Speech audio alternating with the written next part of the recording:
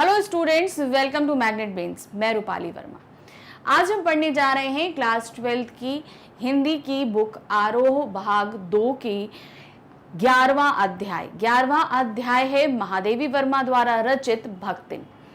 ये इस पाठ भक्तिन में महादेवी वर्मा जी के जीवन में एक औरत आई उनके काम करने के लिए, उनके घर में आई काम वगैरह करने के लिए। तो क्या उसका बैकग्राउंड था, कैसी थी, क्या था वो, उसका नेचर कैसा था, और उसके आने के बाद महादेवी वर्मा के जीवन में क्या क्या तब्दीलियां आई, ये सभी उन्होंने इस पाठ के माध्यम से हमारे सामने रखा है। तो ये एक संस्मरण है, मतलब उनकी यादों से निकाल के रखा गया एक पाठ है जो उनके जीवन में काफी पहले घट चुका था, जो वो बाद में हमारे सामने लेकर आई हैं। तो चलिए देखते हैं। नाम है भक्तिन। तो सबसे पहले हम थोड़ा सा चैप्टर का हम एक सारांश देख लेते हैं। डिटेलिंग में हम बाद में देखेंगे। मेन इस चैप्टर को जो हम देखते हैं प्रतिपाद्य, मतलब कि छोटा तौर पर हम इसको समझेंगे कि इसके अंतर्गत है क्या। भक्तिन महादेवी जी का प्रसिद्ध संस्मरणात्मक रेखा चित्र है, मतलब कि यादों से निकालकर एक खाका हमारे सामने खींचा गया है कि कैसा इन्होंने प्रस्तुत किया है, जो स्मृति की रेखाओं से संकलित है, यानी कि आपकी यादों से निकाल कर रखा गया है। इसमें लेखिका ने अपनी सेविका भक्तिन के अतीत वर्तमान का परिचय देते हुए उसके व्यक्तित्व का दिलचस्प खाका खींचा है। महादेवी के घर में काम शुरू करने से पहले उसने कैसे एक संघर्षशील, स्वाभिमानी और कर्मठ जीवन जिया, जैसे पितृ सत्रात्मक मान्यताओं और छल छद्म भरे समाज में अपने और अपनी बेटियों के हक की लड़ाई लड़ती रही और हार कर कैसे जिंदगी की राह पूरी तरह बदल लेने का निर्णय तक पहुंची। तो क्या किस तरीके से जो उनकी जो सेविका थी भक्तिन, उसके जीवन में कैसे कैसे चेंजेस आए, क्या था, कितना संघर्ष भरा जीवन जिया उसने अपनी लड़कियों के लिए, और जब वो उन सब चीजों से हार गई तो किस तरीके से उसने अपने पूरे जीवन को ही एक तरीके से बदल कर रख दिया। इसका संवेदनशील चित्रण लेखिका ने किया है, मतलब ये कहानी में उन्होंने पूरा उसका वर्णन किया है कि कैसे वो थी, कितना संघर्ष किया उसने, और जब वो उन संघर्षों से हार गई तो कैसे उसने अपने जीवन को बदला। वो जीवन जिसमें पल पल छल था, कपट था, तब भी उस जीवन में वो लड़ रही थी। साथ ही भक्तिन लेखिका के जीवन में आकर छा जाने वाली एक ऐसी परिस्थिति के रूप में दिखाई पड़ती है जिसके कारण लेखिका के व्यक्तित्व के कई अनछुए आयाम उद्घटित होते हैं। अब क्या मतलब, जब उसने अपना जीवन का स्वरूप बदला भक्तिन ने, तो वो कहाँ आ गई थी, वो महादेवी वर्मा जी के पास आ गई थी। उसके आने से किस तरीके से महादेवी जी के जीवन में बदलाव हुए और क्या क्या आयाम खुद उनके जीवन के, उनके स्वभाव के बारे में निकल कर आए, ये भी उन्होंने इसके अंतर्गत हमें बताया है। इसी कारण अपने व्यक्तित्व का जरूरी अंश मानकर वे भक्तिन को खोना नहीं चाहती। बहुत से बदलाव हुए, लेकिन तब भी वो भक्तिन को अपने जीवन का एक अहम अंश मानती हैं और बिल्कुल भी उसे अपने जीवन से खोना नहीं चाहती हैं। तो ये इस तरीके से इस पूरे पाठ में है। अब इस पाठ को हम डिटेलिंग में देखेंगे, मतलब इसका एक विस्तृत सारांश देखेंगे। लेखिका कहती हैं कि भक्तिन का कद छोटा, शरीर दुबला, उसके हाथ पतले थे। वह गले में कंठी माला पहनती थी। उसका नाम लक्ष्मी था, परंतु उसने लेखिका को यह नाम प्रयोग ना करने की प्रार्थना की। उसकी कंठी माला को देखकर लेखिका ने उसका नाम भक्तिन रख दिया।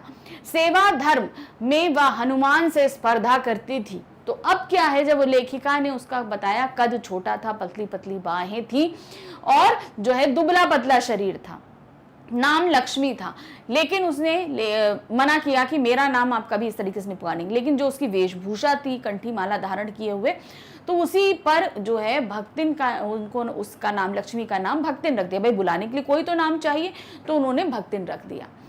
अब उसके बाद में क्या, अब उसकी जो आप बोलते हैं ना स्वामी भक्त जो होता है, जिस तरीके से हनुमान जी श्री राम के भक्त थे, उसी तरीके से भक्तिन महादेवी वर्मा जी की भक्त थी। हर एक चीज जानना, पहचाना, सब करना वो करती थी। उसके अतीत के बारे में यही पता चलता है कि वह ऐतिहासिक झूसी के गांव के प्रसिद्ध अहिर की इकलौती बेटी थी। तो कहाँ एक ऐतिहासिक गांव है झूसी, वहां के एक अहिर जो था समाज में होते हैं, उनकी एक ही बेटी थी। उसका लालन पालन उसकी सौतेली माँ ने किया था, उसकी अपनी माँ जो है खत्म हो चुकी थी, तो सौतेली माँ ने उसे पाला था। 5 वर्ष की उम्र में इसका विवाह हैंडिया गांव के एक गोपालक के पुत्र के साथ कर दिया गया। गोपालक मतलब जो गाय वगैरह पालते हैं जिनके पास है, उसके पुत्र के साथ, जब 5 साल की थी तभी। 9 वर्ष की उम्र में गौना हो गया, मतलब शादी के बाद वो अपने घर पे ही थी, लेकिन जब वो 9 साल की हुई तब उसे उसके ससुराल भेज दिया गया। भक्तिन की विमाता ने उसके पिता की मृत्यु का समाचार देर से भेजा। अब वो अपने ससुराल में थी, तो क्या हुआ कि उसका पिता जो बीमार थे, सब जो भी बीमार थे उसकी खबर और उनके मृत्यु की खबर तक जो है भक्तिन तक बहुत बाद में पहुंची, जब उनके पिता का देहांत हो चुका था। सास ने रोने पिटने के अपशकुन से बचने के लिए उसे पीहर यह कहकर भेज दिया कि वह बहुत दिनों से नहीं गई, और जब खबर पहुंची तो सास ने भी उसे वहां कुछ नहीं बताया कि कहीं ये यहीं से रोना ना शुरू कर दे, और ये बोलकर भेज दिया कि तुम बहुत दिन से अपने मायके नहीं गई हो, जाओ और होकर आओ। मायके जाने पर विमाता के दुर्व्यवहार तथा पिता की मृत्यु से व्यथित होकर वह बिना पानी पिए ही घर वापस चली आई। अब जब वो मायके पहुंची तो उसे खबर पड़ती है कि पिता की मृत्यु हो चुकी है, तो उससे व्यथित होती है। फिर जब वो अपने घर पहुंचती है तो माँ का व्यवहार भी अच्छा नहीं होता है, तो उससे बहुत ज्यादा गुस्सा होती है। वहां एक बूंद पानी तक नहीं पीती और वैसे ही वापस आ जाती है अपने घर पर। घर आकर सास को खरी खोटी सुनाई तथा पति के ऊपर गहने फेंक कर अपनी व्यथा व्यक्त की। अब घर आकर वो बहुत सास को बोलती कि आपको पता था, आपने नहीं बताया, ये चीज गलत थी, उनको बोलती है, और जो है अपने पति के ऊपर अपने सारे गहने फेंक कर अपने गुस्से को व्यक्त करती है, क्योंकि गुस्सा थी वो, तो किसी तरीके से तो गुस्से को व्यक्त करना था, तो उसने ऐसे ही गुस्सा व्यक्त किया। भक्तिन को जीवन के दूसरे भाग में भी सुख नहीं मिला।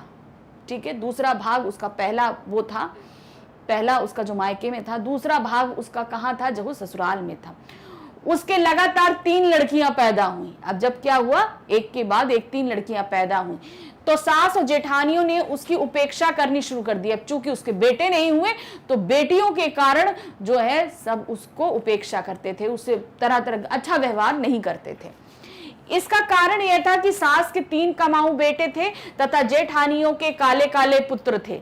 अब सास के भी 3 पुत्र थे और जेठानियों के भी पुत्र थे, सिर्फ एक यही थी जिसके 3 पुत्रियां हुई थी, इसलिए सभी उसको जो है ना बुरा भला कहते। घर में अच्छा व्यवहार नहीं करते, खाने पीने में भी बहुत ही ऊंच नीच होने लगा। जेठानियां बैठकर खाती तथा घर का सारा काम, चक्की चलाना, कूटना, पीसना, खाना बनाना आदि कार्य भक्तिन करती। छोटी लड़कियों गोबर उठाती तथा कंडे थापती। खाने के मामले में भी भेदभाव था। जेठानियों और उनके लड़के को भात पर सफेद राब, दूध व मलाई मिलती तथा भक्तिन को काले गुड़ की डली, मट्ठा तथा लड़कियों को चने बाजरे की घुघरी मिलती। इस पूरे प्रकरण में भक्ति के पति का व्यवहार अच्छा था, उसे अपनी पत्नी पर विश्वास था। अब पुत्रियां होने के कारण उसके साथ बहुत बुरा व्यवहार होता था। पूरा दिन वो काम करती, उसकी लड़कियां भी काम करती।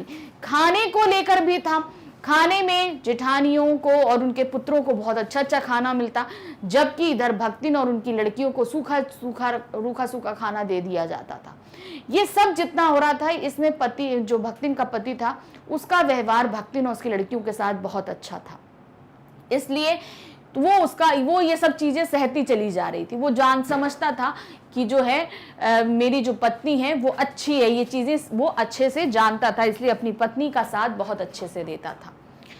पति प्रेम के बल पर ही वह अलग हो गई। अब पति प्रेम करते थे इसीलिए वो घर से अलग हो गई।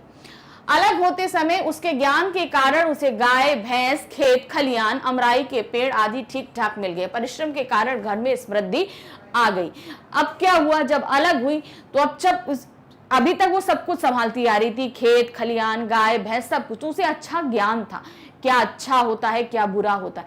तो बंटवारे में जो है ना उसने सब अच्छी अच्छी चीजें उसके हिस्से में आ गई, जिससे अब ये लोग परिश्रम करने वाले थे। सभी परिश्रम करने से जो सब चीजें मिली थी उसमें और भी ज्यादा वृद्धि होती चली गई।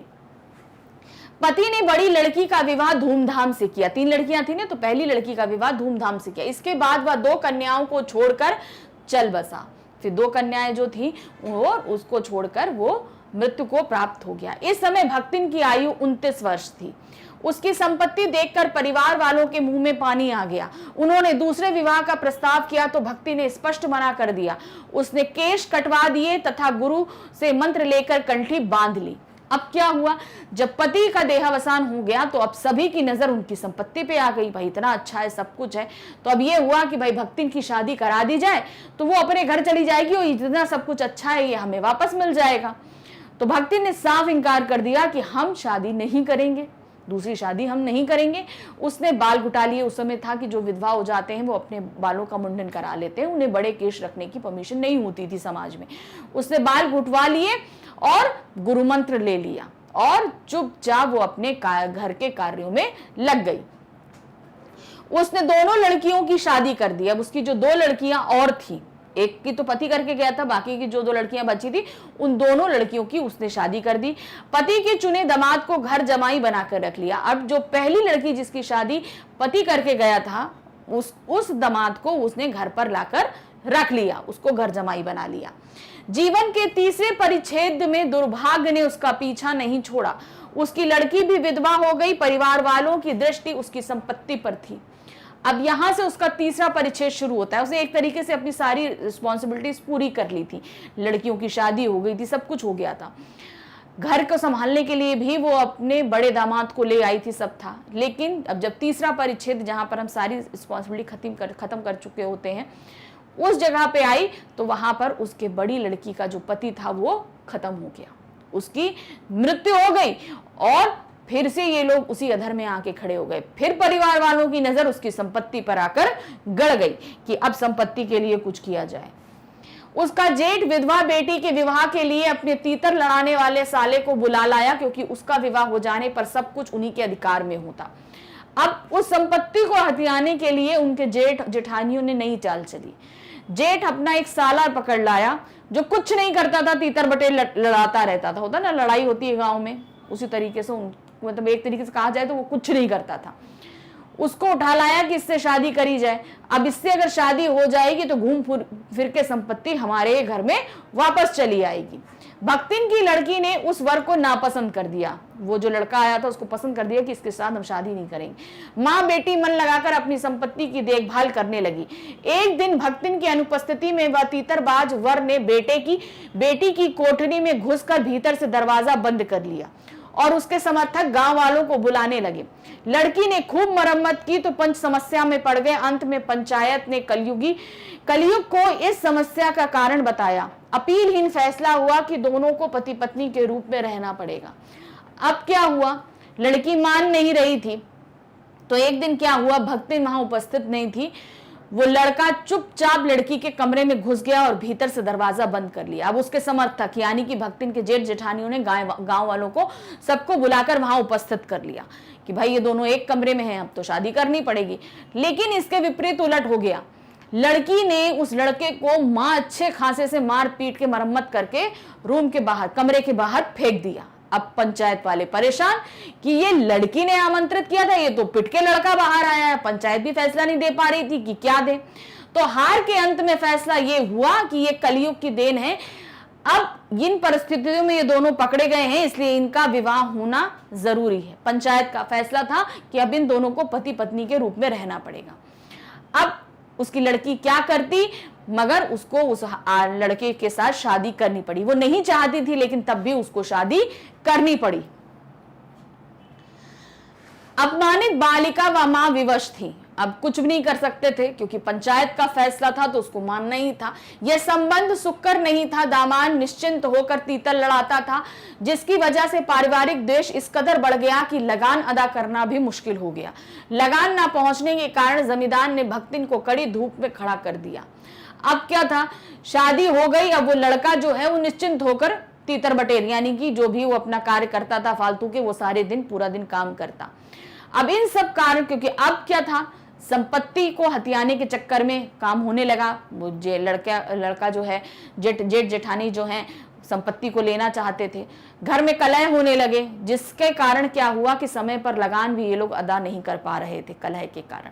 तो एक दिन क्या हुआ, जमींदार ने भक्तिन को बुलाया और पूरी दिन कड़ी दोपहर में उसको वहां पर खड़ा करके रखा। यह अपमान वह सहन ना कर सकी और कमाई के विचार से शहर चली आई। अब वो स्वाभिमानी स्त्री थी, इतनी मेहनत करके उसने सब कुछ खड़ा किया था, उसके बावजूद उसका इतना अपमान हुआ था, तो उसने निश्चित कर लिया कि अब वो यहाँ नहीं रहेगी और वो शहर चली आई कि अब वो यहीं पर कुछ कमाएगी।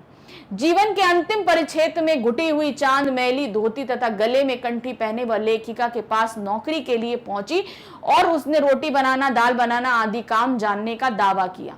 अब यहां से उसके जीवन का अंतिम परिच्छेद शुरू होता है। तो यहाँ पर जब वो भक्तिन महादेवी वर्मा जी के पास पहुंची, मैली धोती थी, घुटा सिर था, जब पहुंची कि काम करने क्या जानती, तो उसने बोला कि हाँ भाई दाल रोटी चावल हम बना लेते हैं, हम ये सब बना लेंगे। नौकरी मिलने पर उसने अगले दिन स्नान करके लेखिका की धुली धोती भी जल के छींटों से पवित्र करने के बाद पहनी, निकलते सूर्य व पीपल को अर्घ दिया। अब उसको नौकरी मिल गई, महादेवी वर्मा जी ने उसको नौकरी दे दी, अपनी सेविका के रूप में ग्रहण कर लिया। उसने दूसरे दिन सुबह प्रातः स्नान किया। पहनने के लिए महादेवी वर्मा जी ने उसको एक धोती दी। अब वो धोती भी उसको अपवित्र लग रही थी, तो उसने कुछ मंत्र पढ़ के वो धोती पे छिटका, उसको शुद्ध करके पहना। सूर्य पर और पीपल पे अर्घ देकर उसने अपने दिन की शुरुआत करी। 2 मिनट जप किया और कोयले की मोटी रेखा से चौके एक ही सीमा निर्धारित करके खाना बनाना शुरू कर दिया। अर्घ देने के बाद 2 मिनट उसने जाप किया। जाप करने के बाद उसने एक कोयला उठाया और चौके के बाहर एक रेखा खींच दी। इस रेखा का तात्पर्य यह था कि इस चौके के अंदर अब भक्तिन के अलावा कोई नहीं आ सकता।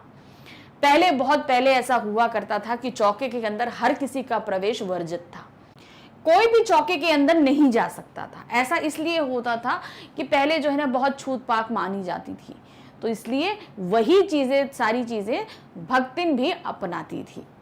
भक्तिन छूत पाक को मानने वाली थी, मतलब जितना भी छूत पाक होती थी वो सभी उस समय जो भी चीजें चलती थी उन सबको मानने वाली स्त्री थी। लेखिका ने समझौता करना उचित समझा। उन्होंने वहां बहस करने से अच्छा समझौता है, ठीक है हम चौके में नहीं जा सकते, बाहर रहेंगे, बाहर ही मिलेगा। भोजन के समय भक्तिन ने लेखिका को दाल के साथ मोटी काली चित्तीदार 4 रोटियां परोसी, तो लेखिका ने टोका। उसने अपना तर्क दिया कि अच्छी सेकने के प्रयास में रोटियां अधिक कड़ी हो गई। उसने सब्जी न बनाकर दाल बना दी। इस खाने पर प्रश्नवाचक दृष्टि होने पर वह आमचूर, लाल मिर्च की चटनी या गांव से लाए गुड़ का प्रस्ताव रखा। अब क्या हुआ, जब भोजन का समय हुआ तो महादेवी वर्मा वहां पहुंची खाना खाने के लिए। उन्हें चौके के बाहर ही एक पीढ़ा लगा के बैठा दिया गया और वहीं पे खाना दिया। खाने में उसने गाढ़ी गाढ़ी दाल, 4 जो है चित्तीदार रोटियां, जली हुई सी, हल्की सी जली हुई सी रोटियां उनके सामने रख दी। तो जब उन्होंने पूछा ये क्या है, तो उन्होंने बोला ज्यादा अच्छा सेकने के प्रयास में ये जल गई। तो अब दाल, सब्जी नहीं बनाई, दाल बना दी। तो इस पे जो है ना बहुत ही प्रश्नवाचक दृष्टि से महादेवी वर्मा जी ने भक्तिन को देखा, तो उसने बोला कि ठीक है थोड़ा अमचूर दे देते हैं, यानी कि अचार दे देते, कुछ नहीं है तो गांव से लाया गुड़ दे देते हैं, लीजिए खाइए। भक्तिन के लेक्चर के कारण लेखिका रूखी दाल के साथ एक मोटी रोटी खाकर विश्वविद्यालय पहुंची और न्याय सूत्र पढ़ते हुए शहर और देहात के जीवन के अंतर पर विचार करने लगी। उन्होंने कुछ नहीं, चुपचाप रूखी रोटी और एक रोटी और दाल खाई और वापस विश्वविद्यालय आ गई। और वहां पर वो बच्चों को पढ़ाते हुए ये सोचने लगी कि गांव और शहर के देहात और शहर है उसके जीवन में किस हद तक अंतर है, इस पर वो विचार कर रही थी अपने मन ही मन। गिरते श्वास व परिवार वालों की चिंता निवारण के लेखिका ने खाने के लिए अलग व्यवस्था की, किंतु इस देहाती वृद्धा की सरलता से वह इतना प्रभावित हुई कि वह अपनी असुविधाएं छिपाने लगी। भक्तिन स्वयं को बदल नहीं सकती थी, वह दूसरों को अपने मन के अनुकूल बनाने की इच्छा रखती थी। अब क्या हुआ, खाना भाई ठीक से नहीं खाया जाएगा तो स्वास्थ्य गिरेगा, परिवार वालों की चिंता थी। तो उन्होंने घर में मतलब खाने की एक अलग व्यवस्था शुरू कर दी। विश्वविद्यालय में जाकर वो एक टिफिन मंगाने लगी और वहां पर खाना खाने लगी। अब इससे असुविधा तो हो रही थी भक्तिन से, लेकिन उसके स्वामी भक्त के कारण वो उसको अपने आप से अलग नहीं करना चाहती थी। ये सारे धीरे धीरे चीजें क्या होने लगी, अब भक्तिन जो है वो दूसरों को बदलने का प्रयास करती थी लेकिन खुद नहीं बदलती थी, कि मतलब सब उसके हिसाब से बदल जाए, लेकिन वो किसी के हिसाब से बदलना बिल्कुल भी नहीं चाहती थी। लेखिका देहाती बन गई, परंतु भक्तिन को शहर की हवा नहीं लगी। उसने लेखिका को ग्रामीण खाना खाना सिखा दिया, परंतु स्वयं रसगुल्ला भी नहीं खाया। अब यहाँ पर लेखिका जो है वो देहाती बनती जा रही थी, मगर लेखिका के उसके अंदर, भक्तिन के अंदर बिल्कुल भी शहरीपन नहीं आया था। देहाती खाना उन्होंने सब कुछ सीख लिया लेखिका ने, लेकिन भक्तिन ने एक रसगुल्ला खाना भी नहीं सीखा कि रसगुल्ला खा ले। मतलब उसे लगता था रसगुल्ला शहर का है, इसके अंदर पता नहीं क्या है, तो वो बिल्कुल नहीं खाती थी। उसने लेखिका को अपनी भाषा में अनेक दंत कथाएं कंठस्थ करा दी, परंतु खुद आय के स्थान पर जी कहना नहीं सीखा। भक्तिन में दुर्गुणों का अभाव नहीं था। अब यहाँ पर क्या था, उसने अपने समय से जो भी दंत कथाएं अपने गांव की सुनती आती, जो भी थी, वो सभी भक्तिन को सुनाई और उनको सिखा भी दी, मगर खुद उसमें अपने अंदर कोई बदलाव नहीं आया। कोई बुलाए तो आए जी कहना चाहिए, जी की जगह वो जो आए बोला जाता था वो अभी तक उसने कहना नहीं छोड़ा। तो ये सब चीजें बता रहे हैं कि महादेवी वर्मा के अंदर बदलाव आ गया भक्तिन को लेकर, लेकिन भक्तिन के अंदर कोई भी शहरी प्रभाव देखने में नहीं आ रहा था। वह इधर उधर पड़े पैसों को किसी मटकी में छिपा कर रख देती, जिसे वह बुरा नहीं मानती थी। इधर उधर पैसे देखती थी तो पैसों को क्या करती थी, उठाकर किचन की मतलब रसोई घर की किसी मटकी में डाल देती थी। जैसे होता है ना बचाने के लिए रख देती, वैसे ही वो रख दिया करती थी। पूछने पर वह कहती यह उसका अपना घर ठहरा, पैसा रुपया जो इधर उधर पड़ा देखा संभाल कर रख दिया। यह क्या चोरी है। अपनी मालकिन को खुश करने के लिए वह बात को बदल भी देती थी। वह अपनी बातों को शास्त्र सम्मत मानती, वह अपने तर्क देती। तो यहां पर क्या था, वो जो पैसों को रखती थी उसे चोरी नहीं मानती थी, उसका अपना घर है, तो इधर उधर पड़े पैसों को संभाल कर रख दिया कि भाई जरूरत पड़ेगी तब निकालेंगे, तो इसे कभी नहीं अपना घर समझ रही थी। चीजों को शास्त्र के अनुसार बताती थी कि ये शास्त्र में लिखा है, ऐसा है ऐसा, जबकि खुद अनपढ़ थी, उसे पढ़ना नहीं आता था, लेकिन शास्त्रों की भरी बातें वो बहुत करती थी। वह अपनी बातों को शास्त्र सम्मत मानती, वह अपने तर्क देती। लेखिका ने उसे सिर घुटाने से रोका तो अपने तीर्थ गए मुंडाए सिद्ध कहकर अपना कार्य शास्त्र सिद्ध किया। हफ्ते में एक बार हर बृहस्पतिवार को अपना वो मुंडन कराया करती थी। एक नाई आता था और आकर मुंडन कर जाता था उसके बालों का, क्योंकि विधवाओं को मुंडन मतलब बाल रखने की मनाही थी, वो इसी पद्धति को मानती थी। तो हर बृहस्पति आता था और एक नाई आता था, उसका मुंडन करता था। तो इस बात पे महादेवी वर्मा जी ने जो है प्रश्न उठाया कि मत किया करो, तो वो बोलती थी कि नहीं, ऐसा शास्त्रों में लिखा है कि विधवाओं को सर मुंडाना चाहिए। तो उस पर एक युक्ति कहती थी तीर्थ गए मुंडाए सिद्ध, यानी कि विधवाएं अगर तीर्थ मतलब मुंडन उनके लिए वैसा है जैसा तीर्थ जाके सिद्धि प्राप्त करी जाती है, वैसी तरीके से मुंडन होता है कहकर अपना कार्य शास्त्र सिद्ध किया करती थी। वह स्वयं पढ़ी लिखी नहीं थी, अब वह हस्ताक्षर करना भी सीखना नहीं चाहती थी। उसका तर्क था कि उसकी मालकिन दिन रात किताब पढ़ती है, यदि वह भी पढ़ने लगे तो घर के काम कौन करेगा। भक्तिन अपनी मालकिन को असाधारणता का दर्जा देती थी, इसी से वह अपना महत्व साबित कर सकती थी। उत्तर पुस्तिका के निरीक्षण कार्य में लेखिका का किसी से सहयोग नहीं दिया, इसलिए वह कहती थी फिरती थी कि उसकी मालकिन जैसा कार्य कोई नहीं जानता। अब क्या था, ये अनपढ़ थी, भक्तिन क्या थी, वो अनपढ़ थी। अब लेखिका ने एक बार ऐसा नियम निकाला कि सबको अगर पैसे चाहिए, मतलब सैलरी जो दी जाती है, वो जब तक हस्ताक्षर नहीं करेंगे सैलरी नहीं मिलेगी। सबने सीख लिए मगर इसने नहीं सीखा। कि उसका तर्क ये था कि भाई अगर हम भी पढ़ने लिखने लिखेंगे अपनी मालकिन की तरह, में लेखिका की तरह अगर हम पढ़ने लिखने लगेंगे तो बाकी घर के काम कौन देखेगा। और वो लेखिका को बिल्कुल असाधारण मानती थी। लेखिका जब उत्तर पुस्तिकाएं मतलब भाई वो अध्यापिका थी, तो जब एग्जाम की कॉपियां चेक कर रही होती थी तो उस काम में उनकी कोई मदद नहीं कर सकता था। तो वो उसका मानना था कि लेखिका बहुत ही असाधारण काम करती है, उनके जैसा कार्य कोई नहीं कर सकता है। वह स्वयं सहायता करती थी, कभी उत्तर पुस्तिकाओं को बांधकर, कभी अधूरे चित्र को कोने में रखकर, कभी रंग की प्याली ये धोकर, कभी चटाई को आंचल से झाड़कर। वह जो सहायता करती उससे भक्तिन का अन्य व्यक्तियों से अधिक बुद्धिमान होना प्रमाणित होता है। तो अब क्या होता था, कोई सहायता नहीं करता था और उसे लगता था कि जो उनकी लेखिका कार्य कर रही है वो असाधारण है, तो वो थोड़ा मदद करना चाहती थी। तो कभी उत्तर पुस्तिकाओं को समेट कर बांध देती, कभी चित्रों को अलग कर देती, रंग के प्यालियों को रख देती। तो इन सब से उसे पता चलता है कि भक्तिन काफी समझदार थी, किसी भी तरीके से वो महादेवी वर्मा की मदद करना चाहती थी। लेखिका की किसी पुस्तक के प्रकाशन होने पर उसे प्रसन्नता होती, वह उस कृति में वह अपना सहयोग खोजती थी। लेखिका भी उसकी आभारी थी, क्योंकि जब वह बार बार के आग्रह के बाद भी भोजन के लिए ना उठकर चित्र बनाती रहती, तब भक्तिन कभी दही का शरबत अथवा कभी तुलसी की चाय पिलाकर उसे भूख के कष्ट से बचाती थी।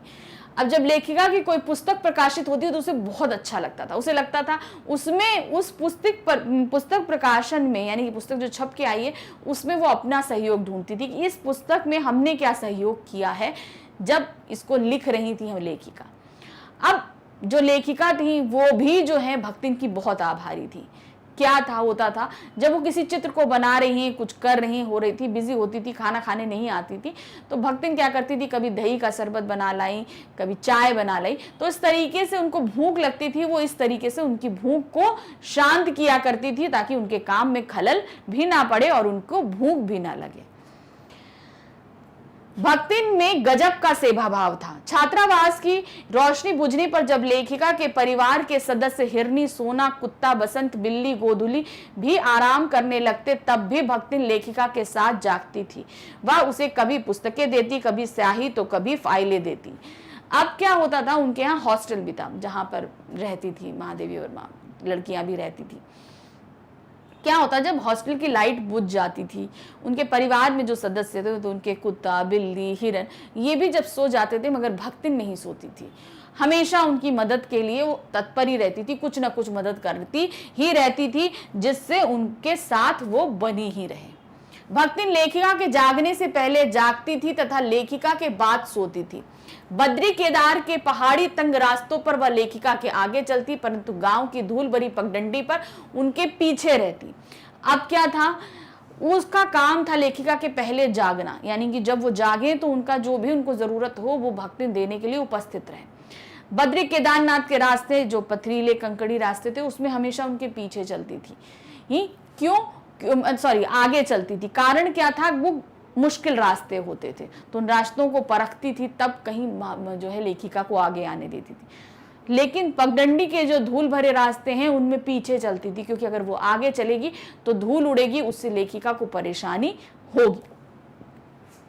युद्ध के समय लोग डरे हुए थे। अब क्या, भक्तिन हमेशा उनके साथ एकदम छाया की सी तरह। उसी समय युद्ध छिड़ा। युद्ध में सभी लोग डरे हुए थे। उस समय वह बेटी दामाद के आग्रह पर लेखिका के साथ रहती थी। युद्ध में भारतीय सेना के पलायन की बात सुनकर वह लेखिका को अपने गांव ले जाना चाहती थी। वहां वह लेखिका के लिए हर तरह के प्रबंध का आश्वासन देती है। वह अपनी पूंजी को भी दांव पर लगाने के लिए तैयार थी।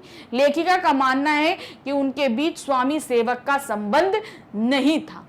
अब क्या हुआ, जब युद्ध हुआ तो भारतीय सेना पलायन करने लगी, तो उसे लगा कि हमें भी अपनी जगह खाली करनी पड़ेगी। तो उसने ये प्रस्ताव रखा कि लेखिका हमारे गांव चल के रहें, वहां पे उनके वो सारे प्रबंध कर देगी, उनके लिखने, रहने, लेटने, हर तरह का प्रबंध अच्छे से, उनकी पुस्तकों को रखने का भी प्रबंध कर देगी।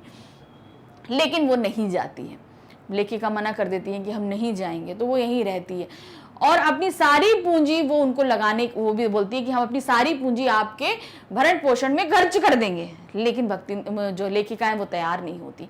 लेखिका कहती है कि भक्तिन और उनमें स्वामी और सेवक से कहीं ज्यादा अच्छा रिश्ता था, वो एक दूसरे को समझते थे। इसका कारण यह था कि वह उसे इच्छा होने पर भी हटा नहीं सकती थी और भक्तिन चले जाने का आदेश पाकर भी हंसकर टाल रही थी। वह उसे नौकर भी नहीं मानती थी। अब जो होता है ना, नौकर और क्या कहते हैं मालिक का जो रिश्ता होता है, उन दोनों के बीच ऐसा नहीं था। क्यों? क्योंकि अगर भक्तिन बोलती थी कि तुम यहां से चले जाओ, तो वो जाती नहीं थी, इस बात को हंस के टाल देती थी। और क्या नाम होता था कि और लेखिका जो है ना, उसको हटा नहीं सकती थी। तो इस तरीके से दोनों के बीच एक भावनात्मक रिश्ता बंधा हुआ था। भक्तिन लेखिका के जीवन को घेरे हुए भक्तिन छात्रावास की बालिकाओं के लिए चाय बना देती थी। अब क्या होता था भाई, बालिकाएं रहती तो उनका अलग खाने का प्रबंध था, लेकिन यहाँ पर क्या था, वो भक्तिन जो है वो छात्रावास की लड़कियों के लिए भी चाय वगैरह बनाती थी। वह उन्हें लेखिका के नाश्ते का स्वाद भी जानने देती थी, मतलब जो वो नाश्ता लेखिका के लिए बनाती थी उसे भी टेस्ट करने देती थी उन बालिकाओं को जो वहां पे छात्रावास यानी हॉस्टल में रहती थी। वह लेखिका के परिचितों व साहित्यिक बंधुओं से भी परिचित थी। अब उनके जो मित्र थे, जो लिटरेचर साहित्य और उनके ऑफिस से रिलेटेड थे, उनको भी वो पहचानती थी। वह उनके साथ वैसा ही व्यवहार करती जैसा लेखिका करती थी, तो व्यवहार भी उनका सेम रहता था। वह उन्हें आकार प्रकार वेशभूषा या नाम से अपभ्रंश द्वारा जानती थी। कवियों के प्रति उसके मन में विशेष आदर नहीं था, परंतु दूसरे के दुख को वह कातर हो उठती थी। अब यहाँ था कि लोगों को नाम से नहीं याद रख पाती थी, उनके वेशभूषा या उनके कुछ अलग से नाम रख के उनको याद रखती थी। जैसे आप बहुत से लोग दूसरों के अलग अलग नाम रखते हैं, तो वैसे वो अलग अलग नाम रखती थी, इससे वो याद रखती थी। अब दूसरों के साथ ज्यादा इमोशनली अटैच नहीं थी, उसको कोई मतलब नहीं था किसी दुख से, लेकिन जब कोई दुख किसी को सुनाया जाता था वो बहुत ही ज्यादा विचलित भी हो उठती थी। किसी विद्यार्थी की जेल जाने पर वह व्यथित हो उठती। वह कारागार से डरती थी, परंतु लेखिका के जेल जाने पर खुद भी उनके साथ चलने का हट लिए थी। कोई विद्यार्थी अगर पकड़ा जाता, जेल चला जाता, तो सुन के बहुत विचलित होती थी। उसे जेल से बहुत डर लगता था, मतलब जेल नहीं जाना चाहती थी, जेल से उसको बहुत डर था। लेकिन अगर उसे लगता कि लेखिका कभी जेल गई तो ये सोचती थी कि हमेशा वो लेखिका के साथ, जेल जाने के डर के बावजूद भी वो लेखिका के साथ जेल जाने के लिए तैयार रहती थी। अपनी मालकिन के साथ जेल जाने के हक के लिए वह बड़े लाट तक से लड़ने को तैयार थी। भक्तिन का अंतिम परिच्छेद चालू है और वह इसे पूरा नहीं करना चाहती। अब क्या था, जेल जाने के लिए कि मतलब जो है महादेवी वर्मा जी जेल जाएंगी और उनको भी जेल जाना है, इसके लिए अगर वो किसी अंग्रेजी अफसर से भी उनको लड़ना पड़े तो वो भक्तिन लड़ने को तैयार थी कि अगर लेखिका जेल गई तो मैं भी जेल जाऊंगी। भाई किसी को बिना किसी गुनाह के नहीं डाल सकते, लेकिन यहाँ पे उनका संबंध ऐसा था कि अगर वो जहां जहां जाएंगी हम भी साथ साथ जाएंगे। तो अभी जो भक्तिन का अंतिम परिच्छेद है वो चालू है। इसको उन्होंने अभी जो महादेवी वर्मा जी ने इनको पूरा नहीं किया कि कहाँ पे उनका साथ छूटा, क्या हुआ, ऐसा कोई मेंशन नहीं। अभी वो चालू ही है और यहीं पे इस कहानी का अंत हो जाता है, जो भक्तिन के माध्यम से महादेवी वर्मा ने हमारे सामने रखा। तो इस पाठ का सारांश हमने यहीं खत्म किया। भक्तिन अपना वास्तविक नाम लोगों से क्यों छुपाती थी, भक्तिन को यह नाम किसने और क्यों दिया होगा। अब क्या था, भक्तिन जो है उसका असली नाम लक्ष्मी था, लेकिन लक्ष्मी का मतलब धन संपदा सब कुछ, लेकिन ऐसा उसके जीवन में कुछ भी नहीं हुआ। उसके जीवन में सुख भी बहुत ही कम समय के लिए रहा। पूरी तरीके से धन संपन्न भी नहीं, अगर होती तो वो एक सेविका की नौकरी के लिए कभी नहीं आती। तो ये सभी जो है इस कारण वो अपना नाम दूसरों से छिपाती थी। अब उसको ये नाम किसने दिया, जाहिर सी बात है उसके माँ पिताजी ने दिया होगा कि बेटी है, लक्ष्मी का स्वरूप है, उसके जीवन में यही लक्ष्मी स्वरूपा वो हमेशा बनी रहे, यही सोच समझ के जो है उसके माँ बाप ने उसका ये नाम रखा होगा। तो इसके आंसर को हम लिखेंगे कैसे। भक्तिन का वास्तविक नाम लक्ष्मी था। हिंदुओं के अनुसार लक्ष्मी धन की देवी है। प्रायः नाम व्यक्तित्व का परिचायक होता है, परंतु भक्तिन गरीब थी। उसका पूरा जीवन ससुराल वालों की सेवा करने और पति की मृत्यु के बाद संघर्ष करते हुए व्यतीत हुआ।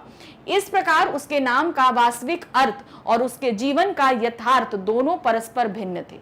मतलब जो उसके जीवन में घटित हो रहा था और उसके नाम का जो मतलब था वो दोनों ही बिल्कुल विपरीत थे। इसलिए निर्धन भक्तिन सबको अपना असली नाम लक्ष्मी बताकर अपना उनके उपहास का पात्र नहीं बनना चाहती थी। असली नाम लोग लक्ष्मी और अपने नाम के विपरीत, तो सब उसका मजाक उड़ाते, इसलिए वो अपना असली नाम नहीं बताना, इसीलिए वह अपना असली नाम छुपाती थी। उसे लक्ष्मी नाम उसके माता पिता ने दिया होगा, क्योंकि उन्हें लगा होगा कि बेटी लक्ष्मी का अवतार होती है, इसीलिए उसके आने से वे खुशहाल हुए होंगे। ही साथ ही वह जिसके घर जाएगी वे भी धन धान्य से भरपूर हो जाएगा। मतलब लड़की आई है, लक्ष्मी स्वरूपा है, इसलिए लक्ष्मी नाम रख दिया, और शादी के बाद जब ये जिसके घर जाएगी वो भी धन्य धान्य से भर जाएगा, यही सोच के उसका नाम रखा। इसके बाद उसे और एक नाम मिला भक्तिन, जो महादेवी वर्मा ने उसका घुटा हुआ सिर, गले में कंठी माला और भक्तों की तरह सादगीपूर्ण वेशभूषा देखकर दिया। अब इसके अलावा उसे एक नाम और मिला, वो था भक्तिन।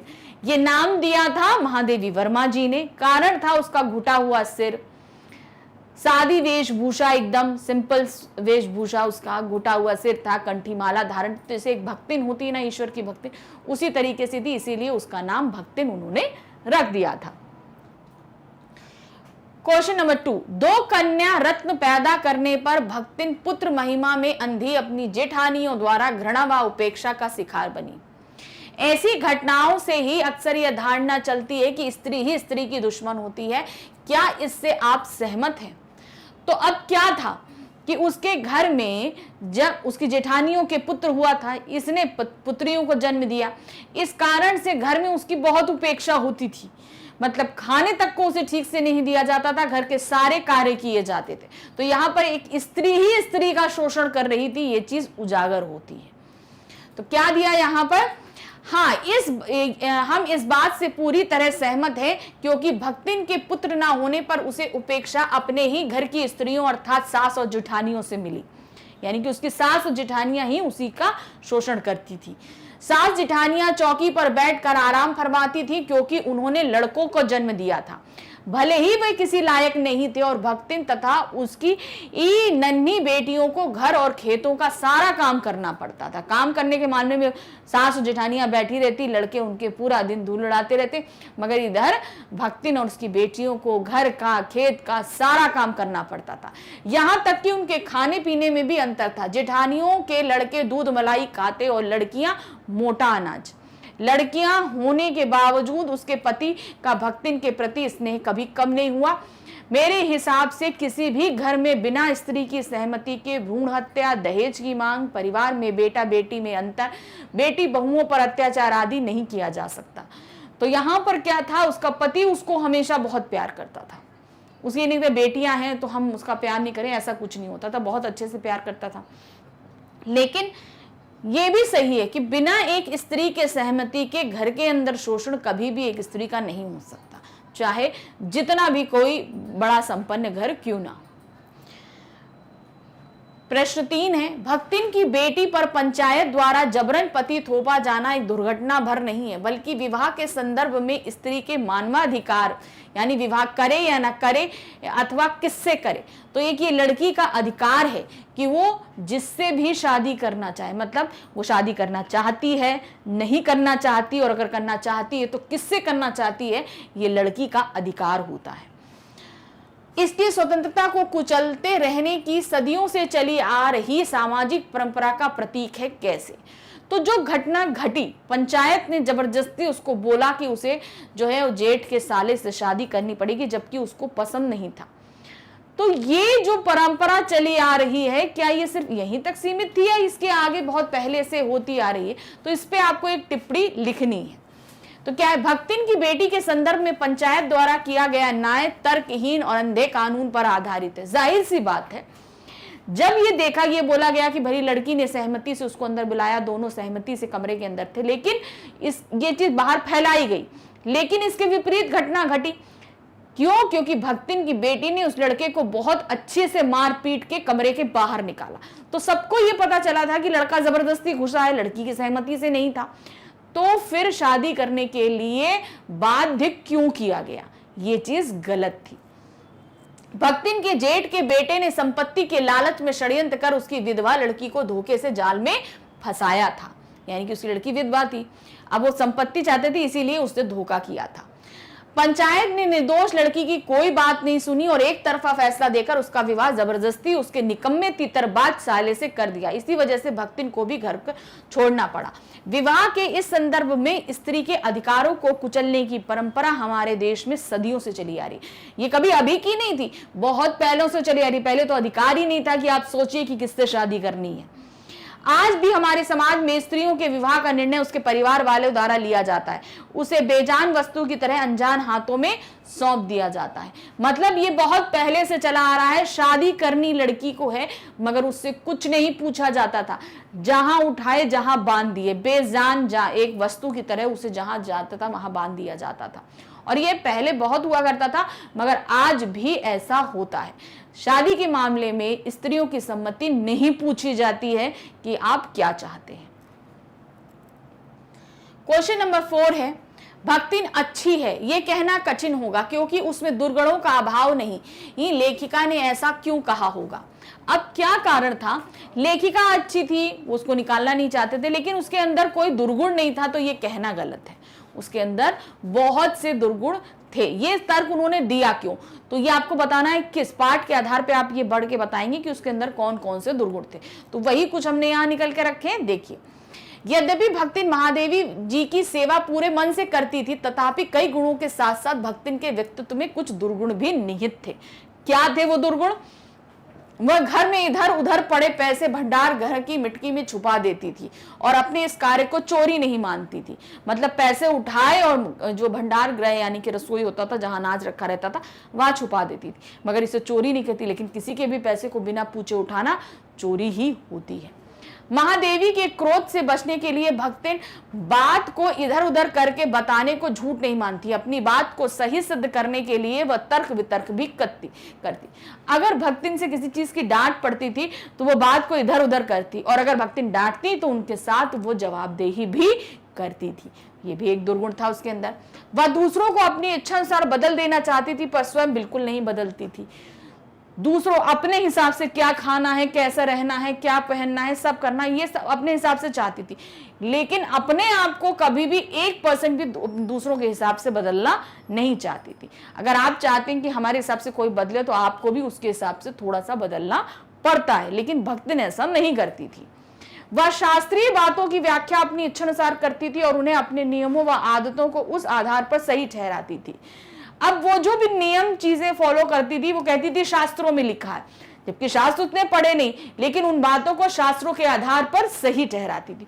तो ऐसे पाठ के आधार पर कई ऐसे उसके अंदर दुर्गुण थे जो हमने देखे और आपके सामने इसमें रखे। अगला क्वेश्चन है क्वेश्चन नंबर 5। भक्तिन द्वारा शास्त्र के प्रश्न को सुविधा से सुलझा लेने का क्या उदाहरण लेखिका ने दिया था? अब कौन सा उदाहरण था जिसमें बताया था कि शास्त्र में लिखी बातों को वो बहुत ही सरलता से सुलझा देती थी? जब हर बृहस्पतिवार उसका मुंडन किया जाता था तो इस बात का खंडन किया था, उन्होंने बोला था लेखिका ने कि नहीं मत किया करो।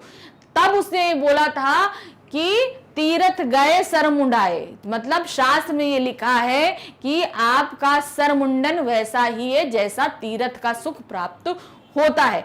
तो जब उन्होंने ये चीज पूछी कि किस शास्त्र में लिखा है तो उसको ये पता नहीं, उसने इधर उधर करके बात को टाल दिया था।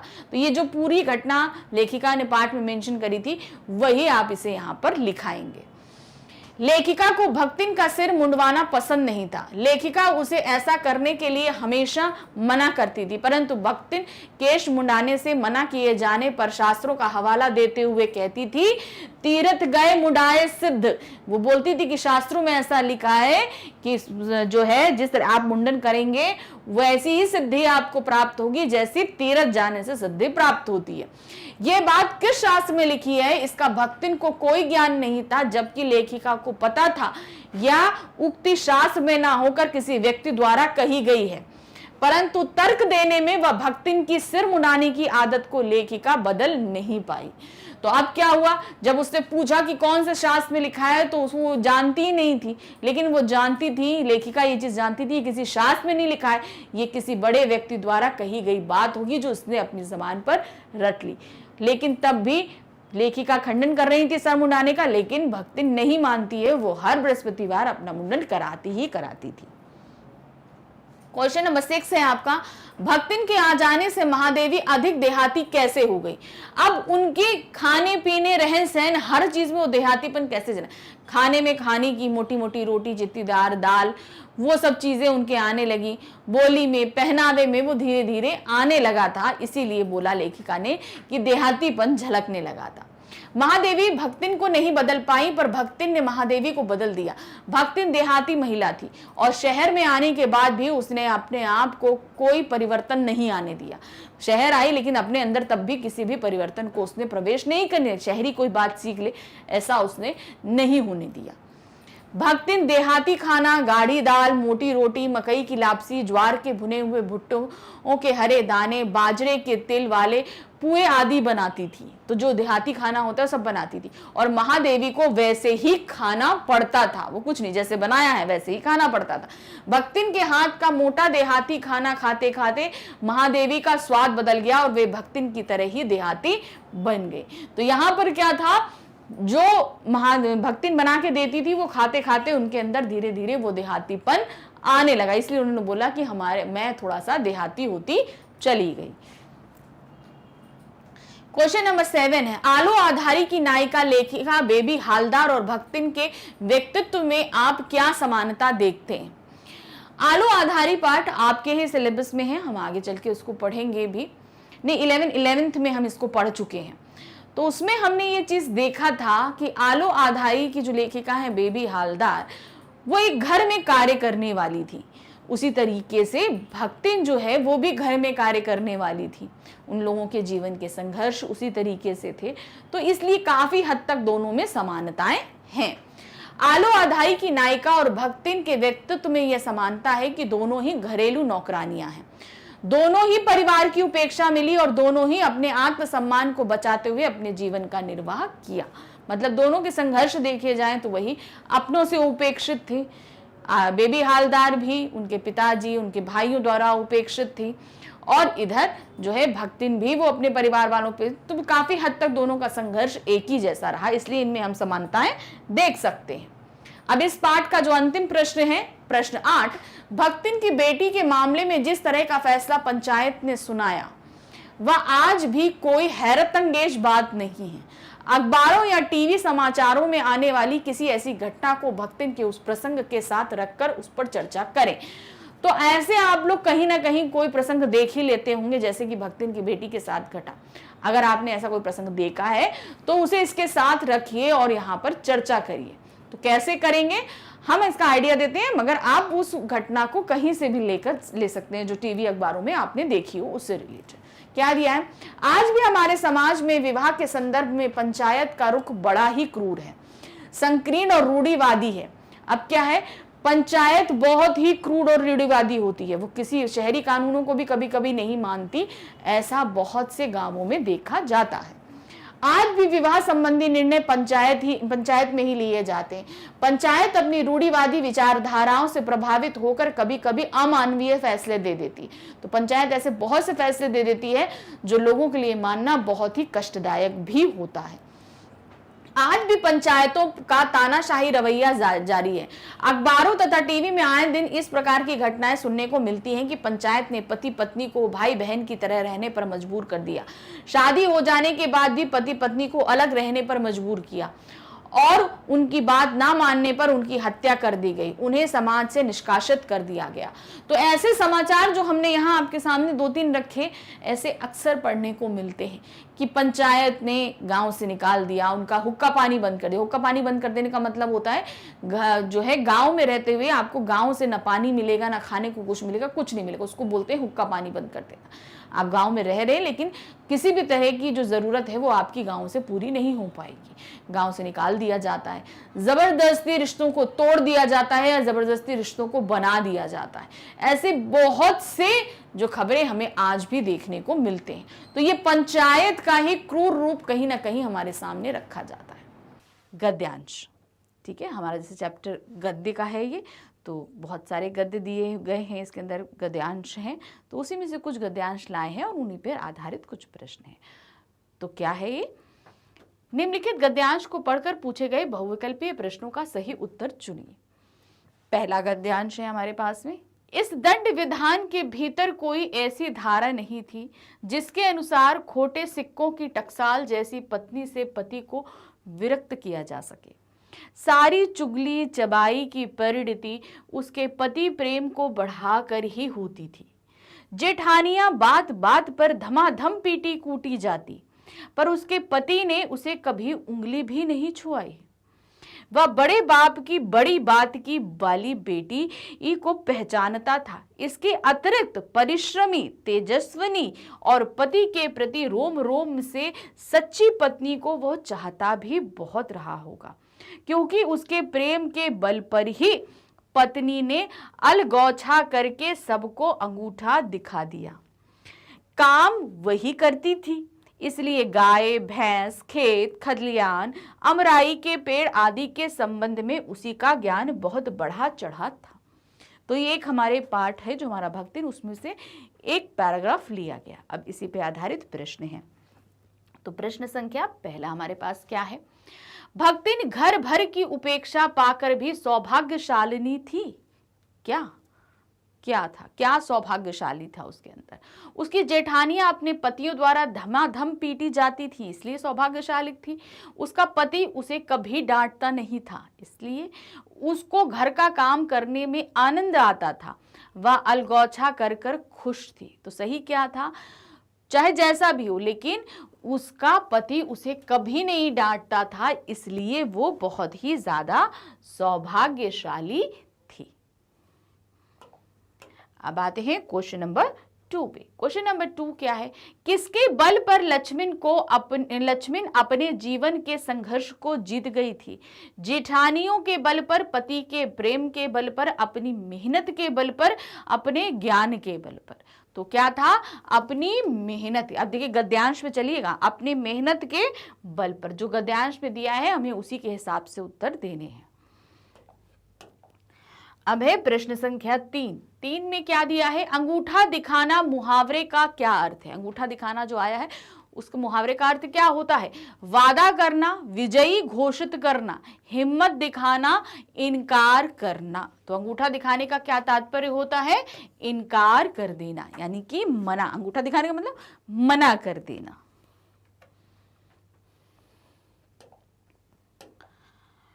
क्वेश्चन नंबर 4 है, खोटे सिक्के की टकसाल किसे कहा गया है? खोटे सिक्के की टकसाल किसको बोला गया है?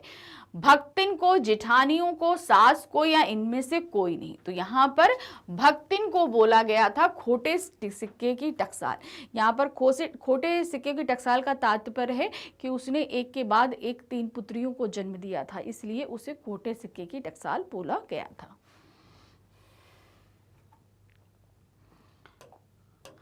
अब है क्वेश्चन नंबर 5। क्वेश्चन नंबर 5 में क्या है? प्रस्तुत गद्यांश में भक्तिन के स्वभाव की विशेषता बताई गई है। क्या विशेषता बताई गई है उसके स्वभाव की? स्वाभिमानी, पतिव्रता, मेहनती, उपर्युक्त सभी। तो यहाँ पर ये सभी बातें बताई गई हैं कि वो स्वाभिमानी भी है, पतिव्रता भी है और मेहनती भी है। ये सभी उसकी विशेषताएं हैं, तो इसलिए यहाँ पर हम क्या लगाएंगे? उपर्युक्त सभी सही है। अब आते हैं हम अपने दूसरे गद्यांश पे। दूसरा गद्यांश हमारे सामने जो रखा गया है वो क्या है? निम्नलिखित गद्यांश को पढ़कर पूछे गए बहुविकल्पीय प्रश्नों के सही उत्तर चुनकर लिखिए। तो यह है गद्यांश संख्या 2। क्या है?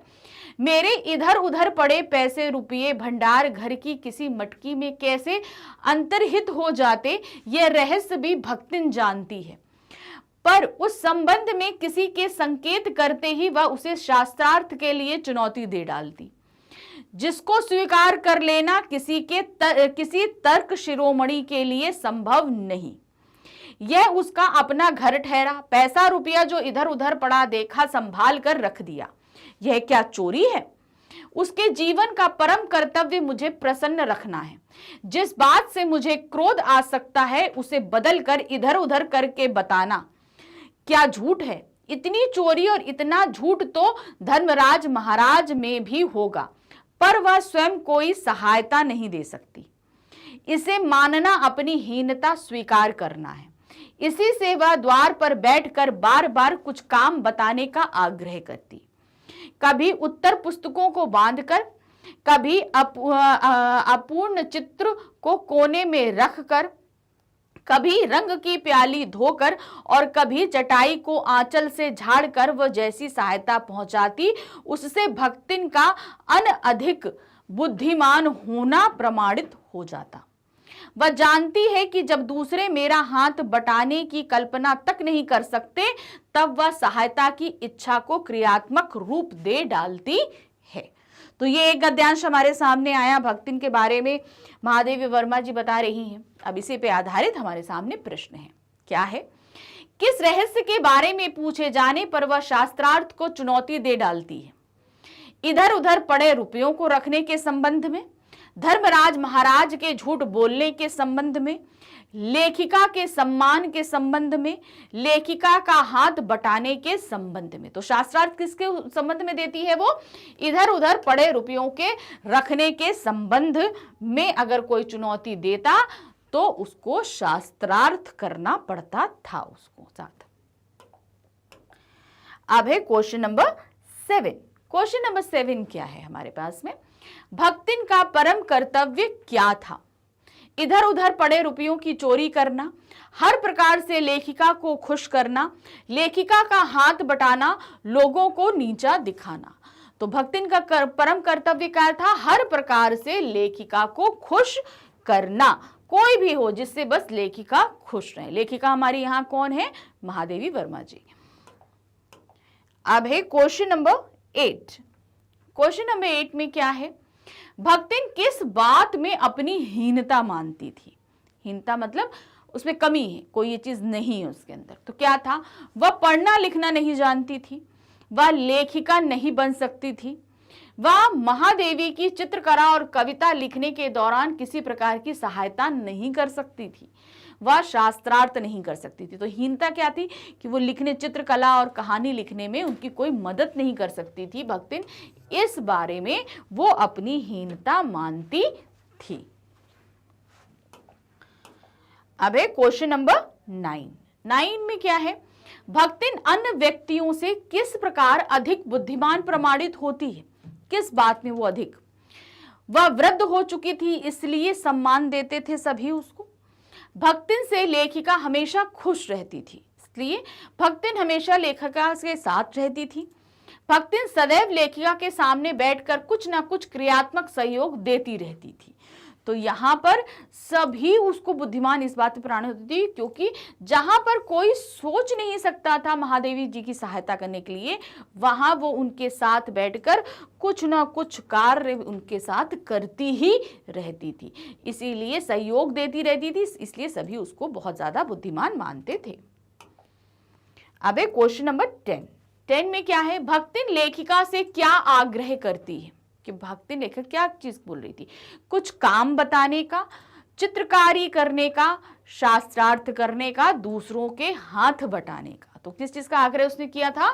कुछ काम बताने का। बार बार आग्रह करती रहती थी कि कुछ काम बता दीजिए, कुछ काम बता दीजिए। अब हमारे पास आता है हमारा तीसरा गद्यांश। तीसरा गद्यांश हमारे पास में क्या है? सेवक धर्म में हनुमान जी से स्पर्धा करने वाली भक्तिन किसी अंजना की पुत्री ना होकर एक अनामधन्या गोपालिका की कन्या है। नाम है लक्ष्मिन अर्थात लक्ष्मी। पर जैसे मेरे नाम की विशालता मेरे लिए दुर्वह है, वैसे ही लक्ष्मी की समृद्धि भक्तिन के कपाल की एक कुंचित रेखाओं में नहीं बन सकी। वैसे तो जीवन में प्रायः सभी को अपने अपने नाम का विरोधाभास लेकर जीना पड़ता है, पर भक्तिन कुछ समझदार है कि वह अपना समृद्धि सूचक नाम किसी को बताती नहीं। केवल जब नौकरी की खोज में आई थी तब ईमानदारी का परिचय देने के लिए उसने शेष इतिवृत्त के साथ यह भी बता दिया, पर इस प्रार्थना के साथ कि मैं कभी नाम का उपयोग ना करूं। तो ये हमारा तीसरा गद्यांश था। अब इस पे आधारित अब हम प्रश्न को देखेंगे, क्या है? लेखक धर्म में भक्तिन की तुलना किससे की गई है?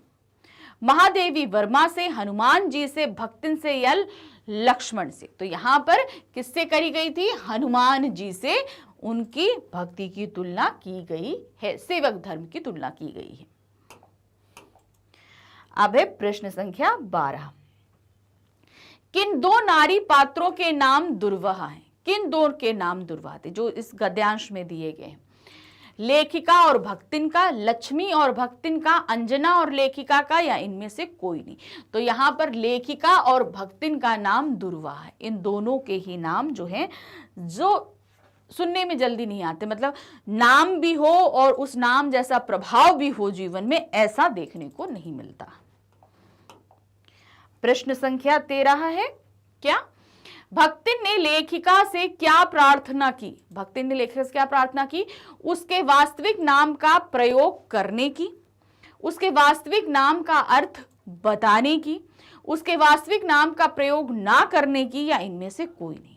तो भक्ति ने क्या बोला था कि प्रार्थना की थी कि उसका जो वास्तविक नाम है अर्थात लक्ष्मण या लक्ष्मी, उसका नाम किसी को ना बताया जाए, ना ही आप मेरा नाम लेंगी। अब है प्रश्न संख्या 14। 14 में क्या है? दुर्वाह का क्या अर्थ है? जिसे पाना कठिन हो, जिस पर चलना कठिन हो, जिसे धोना कठिन हो, इनमें से कोई नहीं। तो क्या है? दुर्वाह का अर्थ होता है जिसे पाना कठिन हो, अर्थात नाम का जो अर्थ है वो उनके साथ नहीं था। जैसे भक्तिन है, वो लक्ष्मी था नाम उसका, तो उसका अर्थ उसके साथ नहीं। लक्ष्मी मतलब बहुत ज्यादा धन होगा, मगर उसके साथ ऐसा नहीं था। वही चीज महादेवी वर्मा जी के साथ थी, उनका नाम भी उनके अर्थ के विपरीत था। अब है प्रश्न संख्या 15। 15 में क्या है? शेष इतिवृत्त का अर्थ क्या है? शेष इतिवृत्त शब्द का अर्थ क्या होता है? उपन्यास, जीवनी, पूरी कथा, इनमें से कोई नहीं। तो यहां पर क्या था? शेष इतिवृत्त का मतलब पूरी कथा, मतलब जो भक्तिन थी उसने अपने बारे में सारी चीजें बताई और एंड में ये आग्रह किया था कि उसका अपना नाम वो किसी को ना बताए। अब हमारे पास आता है हमारा गद्यांश संख्या 4। क्या है 4? चलिए पढ़ते हैं। तीतरबाज युवक कहता था वह निमंत्रण पाकर भीतर गया। युवती उसके मुख पर अपनी 5 उंगलियों के उभार में यह निमंत्रण के अक्षर पढ़ने का अनुरोध करती थी। अंत में दूध का दूध, पानी का पानी करने के लिए पंचायत बैठी और सबने सिर हिला हिलाकर इस समस्या का मूल कारण कलयुग को स्वीकार किया। अपीलहीन फैसला हुआ कि चाहे उन दोनों में एक सच्चा हो, चाहे दोनों झूठे। जब वे एक कोठरी से निकले तब उनका पति पत्नी के रूप में रहना ही कलयुग के दोष का परिमार्जन कर सकता है। अपमानित बालिका ने अपने होंठ काटकर नहु निकाल लिया और मां ने अग्नेय नेत्रों से गले पड़े दामाद को देखा। संबंध कुछ सुखकर नहीं हुआ, क्योंकि दामाद अब निश्चिंत होकर तीतर लड़ाता था और बेटी विवश क्रोध में जलती रहती। इतने यत्न से संभाले हुए गाय, ढोर, खेती बाड़ी जब पारिवारिक द्वेष में ऐसे झुलस गए कि लगान अदा करना भी भारी हो गया। सुख में रहने की कौन कहे। अंत में एक बार लगान ना पहुंचने पर जमींदार ने भक्तिन को बुलाकर दिन भर कड़ी धूप में खड़ा रखा। यह अपमान तो उसकी कर्मठता में सबसे बड़ा कलंक बन गया। अतः दूसरे ही दिन भक्तिन कमाई के विचार से शहर आ पहुंची। तो ये हमारा चौथा गद्यांश था। अब इस चौथे गद्यांश पे हम देखेंगे अपना प्रश्न संख्या 16। क्या है? युवती के 5 उंगलियों के निशान किस बात को प्रदर्शित कर रहा था? जो 5 उंगलियों के निशान अर्थात गाल पे तमाचा पड़ा था, तो क्या प्रदर्शित कर रहा था? दोषी तीतरबाज युवक था, दोषी युवती थी, किसी का दोष नहीं था या दोनों दोषी थे। तो 5 उंगलियों की ये बात प्रदर्शित कर रहा था कि दोषी तीतरबाज युवक था। अब है प्रश्न संख्या 17। 17 में क्या है? पंचायत ने समस्या का मूल कारण किसे मांगा?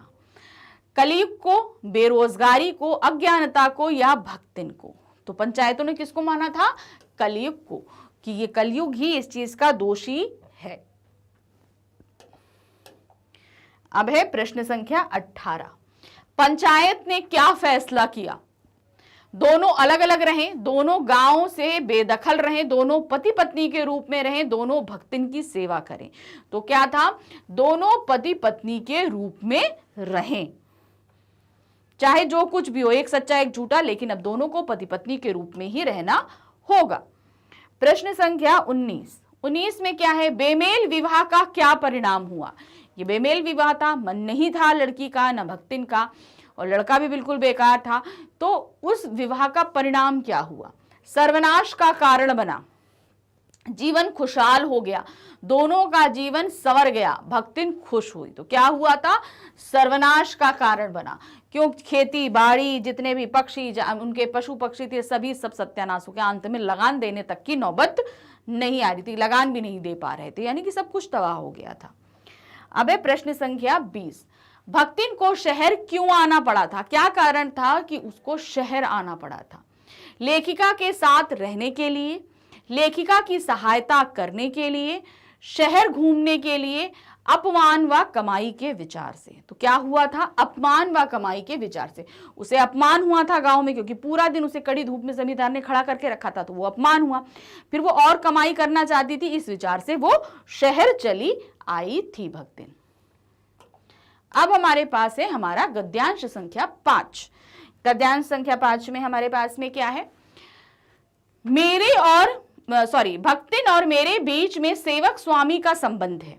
यह कहना कठिन है, क्योंकि ऐसा कोई स्वामी नहीं हो सकता जो इच्छा होने पर भी सेवक को अपनी सेवा से हटा ना सके, और ऐसा कोई सेवक नहीं सुना गया जो स्वामी के चले जाने का आदेश पाकर अवज्ञा से हंस दे। भक्तिन को नौकर कहना उतना ही असंगत है जितना अपने घर में बारी बारी से आने जाने वाले अंधेरे उजाले और आंगन में फूलने वाले गुलाब और आम को सेवक मानना। वे जिस प्रकार एक अस्तित्व रखते हैं, जिसे सार्थकता देने के लिए हमें सुख दुख देते हैं, उसी प्रकार भक्तिन का संबंध व्यक्तित्व अपने विकास के परिचय के लिए ही मेरे जीवन को घेरे हुए है। तो यहाँ पर सेवक और स्वामी का जो संबंध है वो महादेवी वर्मा जी ने बहुत ही सुंदर शब्दों में यहाँ पर वाक्यों के साथ, बहुत ही अच्छी उपमाओं के साथ हमारे सामने प्रस्तुत किया है। इस गद्यांश को पढ़ने के बाद अब इसके प्रश्नोत्तरों को देखते हैं कि इस पे आधारित जो हमसे प्रश्न पूछे गए हैं क्या है। उपर्युक्त गद्यांश में किनके स्वामी सेवक संबंधों की चर्चा की गई है? कौन यहाँ पर स्वामी और सेवक है? लेखिका और भक्तिन की, नौकर और स्वामी की, गुलाब और आम की, सुख और दुख की। तो यहाँ पर सेवक स्वामी कौन है? लेखिका और भक्तिन की चर्चा यहाँ पर सेवक स्वामी के रूप में करी जा रही है। अब है प्रश्न संख्या 22। 22 में क्या है? स्वामी सेवक संबंधों में भक्तिन के लिए क्या विशेषता आई है? क्या उसमें विशेष है? भक्तिन लेखिका को अपने परिवार का सदस्य मानने लगी है। भक्तिन ने लेखिका को अपनी संरक्षिका मान लिया है। भक्तिन लेखिका के बिना रह लेना चाहती थी। दोनों के बीच कोई संबंध नहीं रह गया। तो यहां पर क्या सही है? भक्तिन ने लेखिका को अपनी संरक्षिका मान लिया है। यही इन दोनों के बीच की विशेषता आई है। अब है प्रश्न संख्या 23। प्रश्न संख्या 23 क्या है? लेखिका के लिए आंगन में फूलने वाला गुलाब और आम सेवक क्यों नहीं है? क्या कारण है क्यों सेवक नहीं है वो दोनों को? इनका अपना अस्तित्व नहीं होता है, इसलिए इनका कोई मूल्य नहीं होता। इनका अपना स्वतंत्र अस्तित्व होता है, ये बहुमूल्य है। क्योंकि भाई गुलाब का भी अपना अस्तित्व है, क्योंकि वो सुगंध देता है। आम की अपनी मिठास है, वो मौसम में आता है, फलों का राजा कहलाता है। गुलाब फूलों का राजा होता है। तो यहाँ पर इनका दोनों का अपना अलग अलग अस्तित्व है, इसलिए इनको सेवक नहीं माना जा सकता। और इसकी उपमा क्यों दी? क्योंकि भक्तिन की भी अपनी विशेषताएं हैं, इसलिए उन्होंने जिस तरीके से इन दोनों को हम अपना सेवक नहीं मान सकते, उसी तरह भक्तिन को भी महादेवी वर्मा जी अपना सेवक नहीं मान सकती। अब है प्रश्न संख्या 24। 24 में क्या है? आम और गुलाब की समानता किससे की गई है? किस चीज से की गई है? सुख दुख से, स्वामी सेवक से, लेखिका भक्तिन से, अंधेरे उजाले से। तो यहां किससे किया गया है? अंधेरे उजाले से, यानी कि अंधेरा भी आता है, उजाला भी आता है, इन दोनों का अपना अस्तित्व होता है। अब है प्रश्न संख्या 25। 25 में क्या है? लेखिका का भक्तिन के साथ किस प्रकार का संबंध है? कैसा संबंध है भक्तिन के साथ? लेखिका ने भक्तिन को परिवार का सदस्य मान लिया है। लेखिका उससे छुटकारा पाना चाहती हैं। लेखिका भक्तिन को संरक्षक मानती हैं। लेखिका भक्तिन के बिना नहीं रह सकती हैं। तो यहाँ पर क्या सही था, लेखिका और भक्तिन के साथ क्या संबंध हो गया, लेखिका ने कहा भक्तिन के साथ, लेखिका ने भक्तिन को परिवार का सदस्य मान लिया। उसे नौकर नहीं मांगती हैं, उसे कैसा मांगती हैं, अपने परिवार का सदस्य मानती हैं। तो अब हमारे पास क्वेश्चन नंबर 26 में क्या है, भक्तिन की कहानी पूरी है पर उसे खोकर मैं इसे पूरा नहीं करना चाहती। लेखिका के इस कथन के पीछे क्या कारण है। लेखिका ने जो कथन बोला, क्या कथन था, भक्तिन की कहानी अपूरी है, अपूरी मतलब अभी अपूर्ण है, पर उसे खोकर मैं पूरा नहीं करना चाहती, मतलब उसके अंत के बारे में उन्होंने नहीं लिखा है यहाँ पर कि कैसे वो अभी हैं नहीं हैं क्या है, कुछ ऐसा हमें नहीं पता। उनकी भक्तिन की कहानी जो हम लोगों ने पढ़ी है पाठ में, तो हमने देखा है कि भक्तिन कैसे उनके पास में आई, कैसे उनके साथ था, युद्ध हुआ, सब कुछ, सारी चीज़ें थी, कारागार जाने की बात थी, सब कुछ था, सारी चीज़ें थी, लेकिन कब तक भक्तिन उनके साथ रही, या भक्तिन का अंत कैसे हुआ, या भक्तिन उनसे जुदा कैसे हुई, ऐसा कुछ भी उन्होंने हमारे सामने प्रस्तुत नहीं किया है। और ये वक्तव्य लिख के इन्होंने कहानी का अंत कर दिया था। तो इस वक्तव्य के पीछे वो कहना क्या चाहती थी, भक्तिन के सेविका धर्म को प्रमाणित करना था उनका, भक्तिन के त्याग को चरितार्थ करना था, भक्तिन को अजर अमर सिद्ध करना था, भक्तिन के अंत को स्वीकार ना करना था। अब जैसे हमने कहानी पढ़ी है, हम सभी जानते हैं कि लेखिका और भक्तिन का संबंध ऐसा हो गया था अटूट, दोनों एक दूसरे में रच बस गए थे। तो अब भक्तिन उनसे दूर हो जाएं, ये चीज लेखिका को पसंद नहीं थी। वो नहीं चाहती थी कि भक्तिन उनसे दूर हो, और ना ही वो ऐसा सोचना चाहती थी, लेकिन व्यक्ति है, आया है तो जाएगा भी। तो यहाँ पर वो इस वाक्य द्वारा जो है क्या करना चाहती थी, भक्तिन के अंत को स्वीकार नहीं करना चाहती थी कि कभी भक्तिन हमसे जुदा हो जाएगी, या उस बारे में ही वो चर्चा नहीं करना चाहती थी। अब है क्वेश्चन नंबर 27 में क्या दिया है, भक्तिन के संदर्भ में हनुमान जी का उल्लेख हुआ है। हमने पढ़ा है भाई, तो उल्लेख हुआ है तो क्यों हुआ है, समझदारी के लिए हुआ है, स्पर्धा के लिए हुआ है, सेवा भाव के लिए हुआ है, शक्ति के लिए हुआ है। अब हनुमान जी तो श्री राम जी के परम भक्त, उनकी सेवा करने में, और यहाँ पर हनुमान जी की जो है उपमा दी गई है उनको, तो यहाँ किस लिए दी जाएगी, जाहिर सी बात है कि सेवा भाव के लिए, कि किस तरीके से महादेवी के पास आकर भक्तिन ने उनकी सेवा करी, इसीलिए यहाँ पर हनुमान जी की जो है यहाँ उल्लेख किया गया है, उनका संदर्भ दिया गया है भक्तिन के लिए, कि जैसे हनुमान जी सेवा भक्त थे उसी तरह भक्तिन भी सेवा भक्त थी। अब है क्वेश्चन नंबर 28 में क्या है, भक्तिन संस्मरण के माध्यम से लेखिका ने सामाजिक उत्थान के लिए किस उद्देश्य को पूरा करती हैं। क्या दिया है, ध्यान से दीजिए, भक्ति संस्मरण के माध्यम से। अब ये जो हम लोगों ने ये पढ़ा है पाठ, ये क्या है, संस्मरण है। किस विधा में लिखा गया है, ध्यान रखिए, भक्तिन पाठ संस्मरण में। संस्मरण का तात्पर्य होता है जब हमारे साथ बहुत पहले कोई चीज घटित हो चुकी हो और उसे हम यादों से निकाल कर बाद में लिखें, तो वो होता है संस्मरण। अब जैसे मैं हूँ, मैं अपने बचपन की कोई बात अगर मुझे याद हो और उसे अभी मैं लिखना शुरू करूंगी तो वो क्या हो जाएगा, वो संस्मरण हो जाएगा। मेरे साथ बहुत पहले घट चुका है और अब मैं याद करके वो सारी चीजें लिख रही हूँ, तो वो संस्मरण विधा। और यही चीज इस पाठ में भी है, महादेवी जी के साथ ये सब चीजें पहले बहुत घट चुकी थी और उन्होंने उसको याद करते हुए ये सारी बात लिखी है। तो संस्मरण का मतलब आपको समझ में आ गया कि माध्यम से लेखिका ने सामाजिक उत्थान के लिए किस उद्देश्य को पूरा करती है।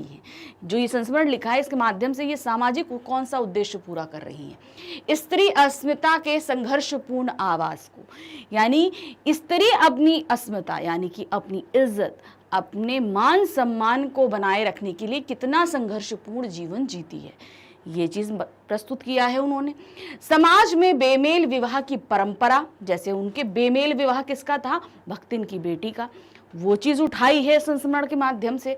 लड़का लड़की में भेदभाव होता है, क्यों, क्योंकि भाई देखिए भक्तिन को ज्यादा मान सम्मान नहीं मिलता था, क्यों, क्योंकि उसके लड़कियों को जन्म दिया था।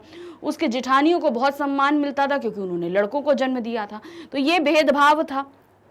भक्तिन के सेवा धर्म की प्रशंसा, या इस पूरे पाठ में उनके सेवा धर्म की प्रशंसा करी जा रही है। तो जब हमने ये पाठ पढ़ा है तो ये पाठ है भक्तिन का, ठीक है, लिखा महादेवी वर्मा ने, लेकिन वो यहाँ पे क्या हमको बता रही है कि भक्तिन ने शुरू से लेकर अंत तक कितना संघर्ष किया है कि नहीं। बचपन में वो विवाह कराई अपने परिवार में, फिर उसके बाद उसका पति चला गया, लड़कियों की विवाह, खेती बाड़ी, फिर उसके बाद उसका सब कुछ तबाह हो गया, फिर वो संघर्ष करती हुई किस तरह शहर में आई, शहर में किस तरीके से, मतलब एक तरीके से यहाँ पर क्या है, स्त्री अपनी इज्जत को बनाए रखने, अपने मान सम्मान को बनाए के लिए किस तरीके का संघर्षपूर्ण जीवन जी रही है, ये सारी चीज़ें जो हैं इन्होंने हमें इस पाठ में बताई है कि वो उसके लिए अपनी आवाज़ उठाती है। ये सारी चीज़ें इस पाठ में महादेवी वर्मा ने हमें भक्तिन के माध्यम से समझाने की कोशिश करी है। अब है क्वेश्चन नंबर 29 में क्या है, वह अपना समृद्धि सूचक नाम किसी को बताती नहीं। यहाँ किस नाम को समृद्धि सूचक कहा गया है? समृद्धि सूचक कौन? भक्तिन। भक्तिन नहीं लगाती, तो भक्तिन का असली नाम क्या था? लक्ष्मी। तो यहाँ पर उसका भक्तिन जो समृद्धि सूचक, भाई लक्ष्मी जी हमको समृद्धि प्रदान करती हैं, तो समृद्धि सूचक नाम हुआ ना। तो समृद्धि सूचक नाम था उसका लक्ष्मी, जिसे वो किसी को बताना जो है पसंद नहीं करती थी। अब है क्वेश्चन नंबर 30 में क्या है, पर जैसे मेरे नाम की विशालता मेरे लिए दुर्वाह है, इस पंक्ति में मेरे से क्या आश्रय है। अब मेरे शब्द किसके लिए इस्तेमाल किया गया है? जाहिर सी बात है यहाँ पर महादेवी वर्मा जी अपने लिए बोल रही हैं। तो कौन है? भक्तिन, लक्ष्मण, लेखिका या अंजना। तो यहाँ पर बात किसकी? लेखिका अपने नाम को दुर्वाह बता रही है। जैसे लक्ष्मी ये जो है उसका नाम सिद्ध नहीं हुआ, महादेवी का नाम भी उनके साथ वो सिद्ध नहीं हो रहा था। अब है प्रश्न संख्या 31 में क्या है, भक्तिन पाठ के आधार पर पंचायतों की क्या तस्वीर उभरती है। इस पाठ में जो पंचायत लगी उसकी क्या तस्वीर उभर कर हमारे सामने आ रही है। पंचायतें गूंगी, लाचार और अयोग्य हैं, वे सही न्याय नहीं कर पाती हैं, वे दूध का दूध और पानी का पानी करती हैं, वे अपने स्वार्थों को पूरा करती हैं। तो हमने यहाँ क्या देखा है कि पंचायतें गूंगी, लाचार और अयोग्य है। क्यों? ये दिखाई दे रहा था वहां पर कि वो तीतरबाज युवक जबरदस्ती उसके कमरे में लड़की के घुसा था। ये देखते हुए भी जबरदस्ती का बेमेल विवाह वहां पर करा दिया गया था, जिससे वहां पर न लड़की खुश थी ना उसकी माँ खुश थी। खुश कौन थे? जो लोग उसकी संपत्ति हथियाना चाहते थे, मतलब जो गलत कर रहा था उसी के पक्ष में एक तरीके से फैसला हुआ। वो जबरदस्ती क्यों घुसा था? ताकि भैया उससे शादी कर सके, और वही चीज हुई। तो यहां पर क्या सही है? पंचायतें गूंगी और लाचार हैं। अब है प्रश्न संख्या 32 में है, भक्तिन किस प्रकार का भोजन बनाती थी? महादेवी जी के लिए किस प्रकार का भोजन बनाती थी? तीखा और मसालेदार, तीखा और मीठा, सीधा सरल भोजन, स्वादिष्ट और गरिष्ठ भोजन। तो जैसा पाठ में उल्लेख है, सीधा और सरल भोजन बनाती थी भक्तिन। अब है प्रश्न संख्या 33 क्या है, भक्तिन में कौन सा भाव प्रबल था? कैसा भाव प्रबल था? वीरता का भाव, स्वाभिमान का भाव, घृणा का भाव, ईर्ष्या का भाव। तो कैसा भाव प्रबल था? स्वाभिमान का भाव प्रबल था। वो अपने मान के आगे किसी चीज को नहीं समझती। चाहे हम उसकी कहानी शुरू से देखते चले आ रहे हैं, चाहे उसके पिता जब मर गए थे और उसकी सास बिना बताए उसे मायके भेज देती है, तो उसकी माँ जो सौतेली माँ होती है उसके साथ अच्छा व्यवहार नहीं करती।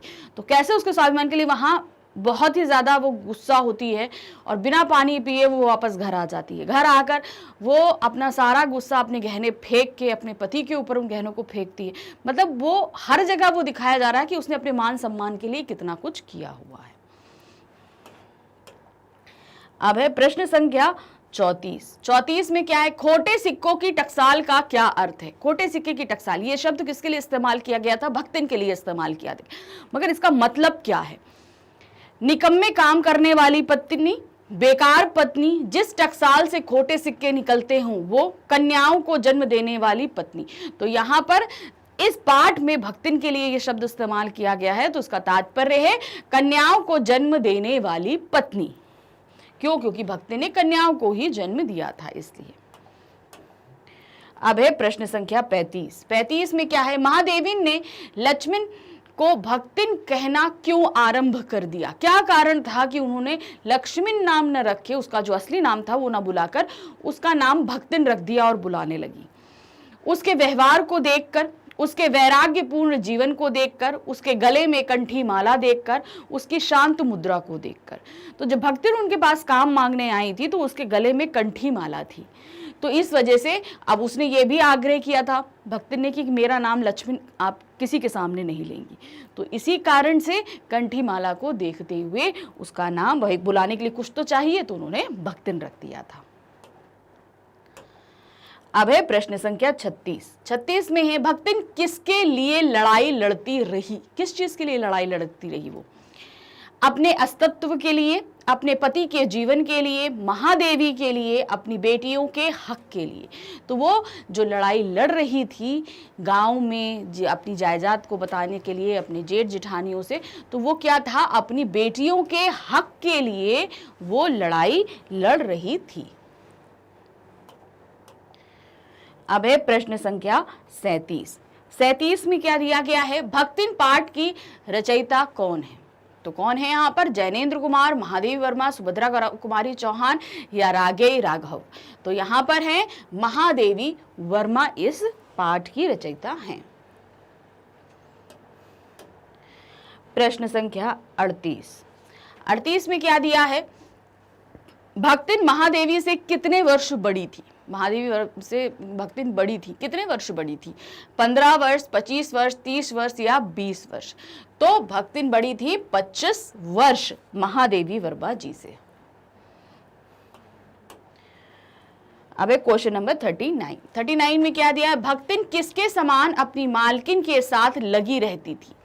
किसके समान लगी रहती थी? छाया के समान, धूप के समान, वायु के समान, पालतू पशु के समान। तो वो हमेशा लगी रहती थी किसके समान? छाया के समान। छाया जिस तरीके से हमारे साथ साथ चलती है उसी तरीके से वो हमेशा साथ साथ लगी रहती थी। अब है क्वेश्चन नंबर 40। 40 है भक्तिन का शूरवीर पिता किस गांव का रहने वाला था?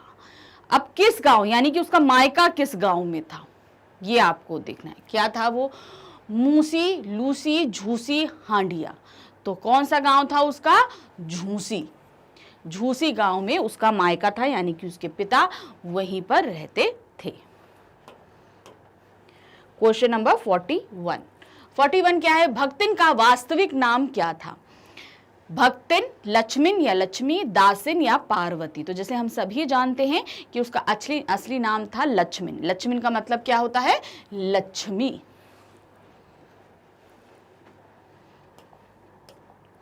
Question number 42। भक्तिन का विवाह किस गांव में हुआ था? अब किस गांव में वो ब्याह कर आई थी? झूसी की रहने वाली थी और किस गांव में वो ब्याह कर आई थी? हांडिया, कंडिया, पंडिया, मंडिया। तो कौन सा उसका गांव था? हंडिया।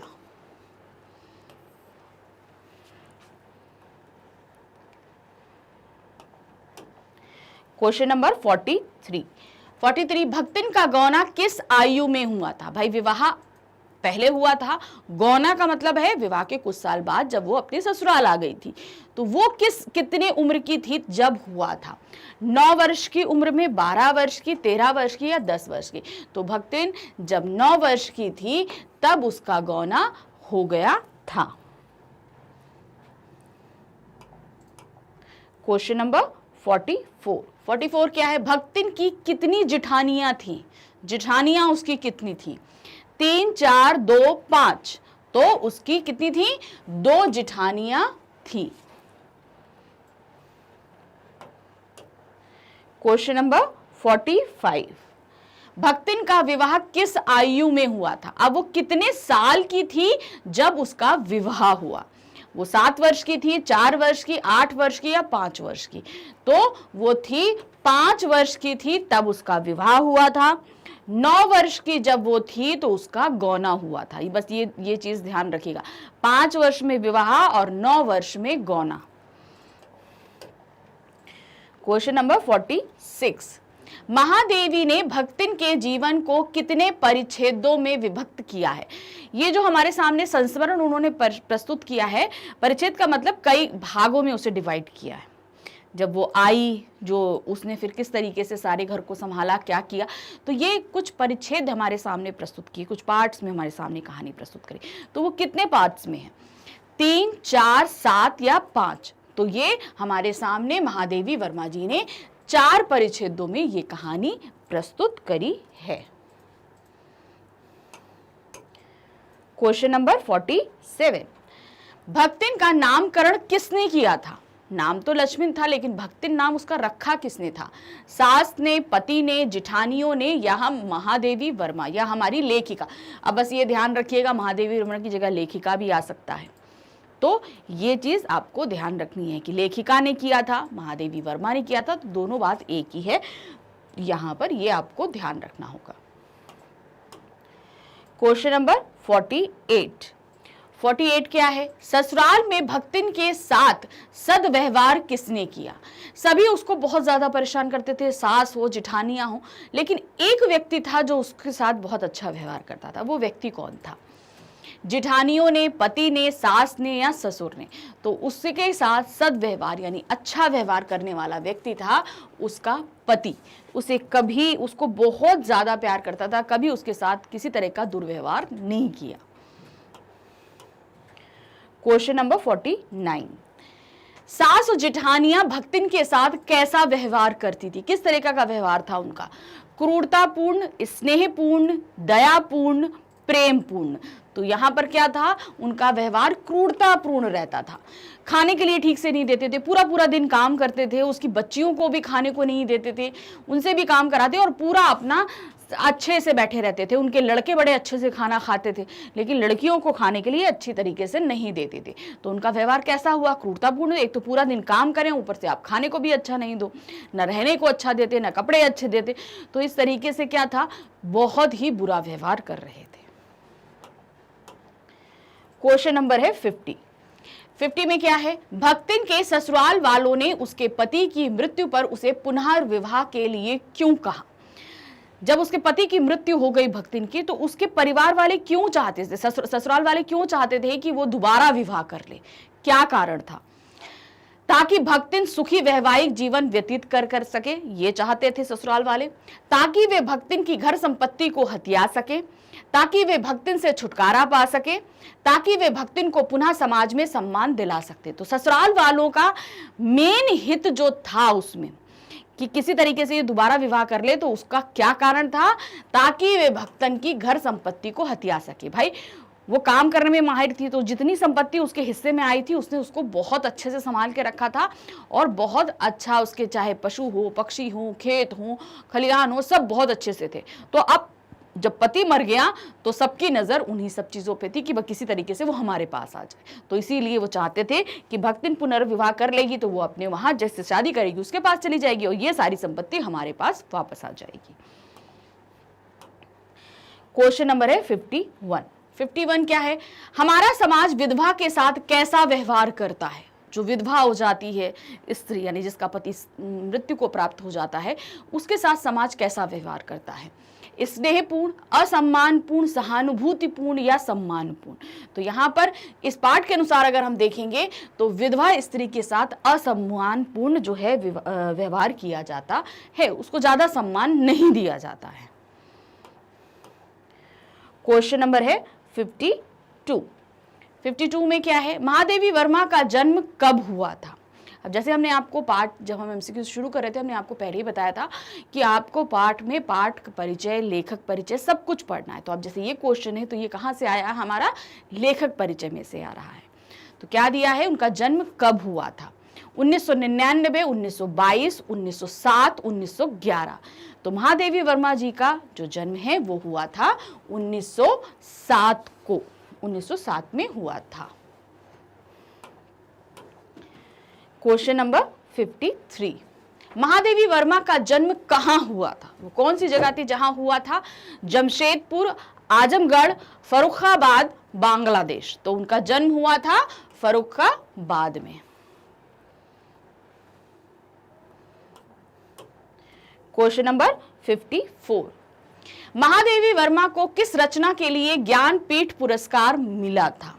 ज्ञानपीठ पुरस्कार साहित्य का बहुत बड़ा सम्मान है, तो ये सम्मान उन्हें अपनी किस रचना के लिए मिला था? नीरजा, यामा, संग्रह गीत, इनमें से कोई नहीं। तो उन्हें अपनी जो रचना थी वो है यामा, यामा के लिए ज्ञानपीठ पुरस्कार प्राप्त हुआ था। क्वेश्चन नंबर 55 है, भक्तिन संस्मरण महादेवी वर्मा की किस कृति में संकलित किया गया है। अब जो ये संस्मरण हमने पढ़ा, ये उनकी कौन सी कृति में है जहां संकलित किया गया है, या जहां से अब आगे ये भी क्वेश्चन पलट सकता है कि ये भक्तिन पाठ किस कृति से हमारे सामने, उनकी किस रचना से हमारे सामने लाया गया है। तो ये क्वेश्चन पलट जाएगा। बस ये ध्यान रखिएगा कि कोई एक कृति है जिसमें से ये संस्मरण निकाल के हमारे सामने रखा गया, तो वो कृति कौन सी है। स्मृति की रेखाएं, अतीत के चलचित्र, पथ के साथी, मेरा परिवार। तो जो संस्मरण, जो क्या कहते कृति है, वो है स्मृति की रेखाएं। स्मृति की रेखा जो है एक रचना है जिसमें से ये एक भक्तिन पाठ निकाल के हमारे सामने रखा गया है। जो स्मृति की रेखाएं हैं उसमें महादेवी वर्मा जी के अतीत की बहुत सारी यादें हैं जो संकलित है और छोटा सा पोर्शन निकाल के हमारे सामने इस पाठ में प्रस्तुत किया गया है।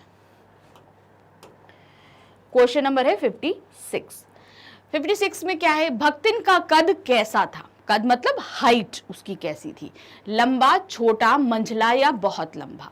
तो वो कैसे कद की थी, वो छोटे कद की थी, मतलब ज्यादा उसकी हाइट नहीं थी, ये छोटे कद की वो स्त्री थी। क्वेश्चन नंबर 57, भक्तिन के पति की मृत्यु के समय भक्तिन की आयु कितनी थी। जब भक्तिन के पति की मृत्यु हो गई तो उस समय भक्तिन कितने वर्ष की थी, उसकी एज कितनी थी, 30 वर्ष, 40 वर्ष, 45 वर्ष या 29 वर्ष। तो जब उसके पति का देहावसान हुआ तो उस समय भक्तिन की उम्र 29 साल थी, 29 ईयर्स। क्वेश्चन नंबर 58 में क्या है, अजिया ससुर किसे कहते हैं। अजिया ससुर भी थे ना, उसके ससुराल में अजिया ससुर। अब अजिया ससुर कहा किसको जाता है, कौन होता है अजिया ससुर। पति के चाचा को बोला जाता है, पति के मामा को, पति के दादा को या पति के पापा को। तो यहाँ अजिया ससुर जो बोला जाता है वो है पति के दादा। ठीक है, अब जैसे पति होते हैं उनके दादाजी जो होंगे उनको बोला जाता है अजिया ससुर। क्वेश्चन नंबर 59 में क्या है, भक्तिन के आने के बाद लेखिका स्वयं को क्या मानने लगी थी। जब भक्तिन उनके जीवन में आ गई तो लेखिका ने एक जगह लिखा है कि वो अपने आप को क्या मानने लगी थी। क्या मानने लगी थी, शहरी, अधिक देहाती, अर्ध शहरी, इनमें से कोई नहीं। तो वो अब मानने लगी थी अपने आप को अधिक देहाती मानने लगी थी। क्वेश्चन नंबर 60 है, भक्तिन किस से डरती थी। भक्तिन को डर था एक चीज से, वो डर किस चीज से उनको लगता था, लेखिका से, रसोई से, कार्यालय से या कारागार से। तो उनको डर लगता था कारागार से, जेल जाने से। जब युद्ध छिड़ा था ना तो ये हुआ था कि लोगों को जो है जेल में डाला जा रहा है, तो उस समय अब ये लेखिका से दूर नहीं हो सकती थी और कारागार से उन्हें बड़ा डर लगता था। सब जो है उनको मजाक में जो है जेल जाने के नाम से बहुत डराते थे। और जब उन्हें लगा कि जेल चले जाएंगे तो वो भक्तिन से उससे पूछती थी महादेवी वर्मा जी से कि कौन सी साड़ी लेके जा सकते हैं, क्या कर सकते हैं। लेकिन उनको ये नहीं पता था कि जिसको सजा होती है सिर्फ वही जा सकता है, उसके साथ कोई और नहीं जा सकता है। तो उन्हें कारागार से बहुत ज्यादा डर लगता था। क्वेश्चन नंबर है 61 में क्या दिया गया है, भक्तिन की जिठानियां बैठकर कैसी चर्चा करती थी। अब वो पूरा दिन काम तो करती नहीं थी, बैठी रहती थी, तो अब वो आपस में बात कैसे करती थी, क्या बातें होती थी उनके बीच में। धर्म की चर्चा करती थी, लोक चर्चा करती थी, नीति चर्चा करती थी, अनीति चर्चा करती थी। तो जो आपस में बातें करती थी वो होती थी लोक चर्चा, यानी कि आस पड़ोस की बातें, दूसरे गांवों की बातें, उसके घर की बातें, इसकी जिसको हम लोग बोलते हैं परपंच करना या पंचायती करना, वो चीजें लोक चर्चा। अब यहाँ पे लोक चर्चा तो आप सुन ली, अगर अब इस बारे में अगर और भी हो तो मैंने आपको और भी ज्यादा वर्ड्स बता दिए। परपंच करना, कानाफूसी करना, पंचायती करना, ये सारी बातें भी इस बारे में आ सकती हैं। क्वेश्चन नंबर है 62 में क्या दिया है, भक्तिन अपने पति को क्या कहकर स्मरण करती थी।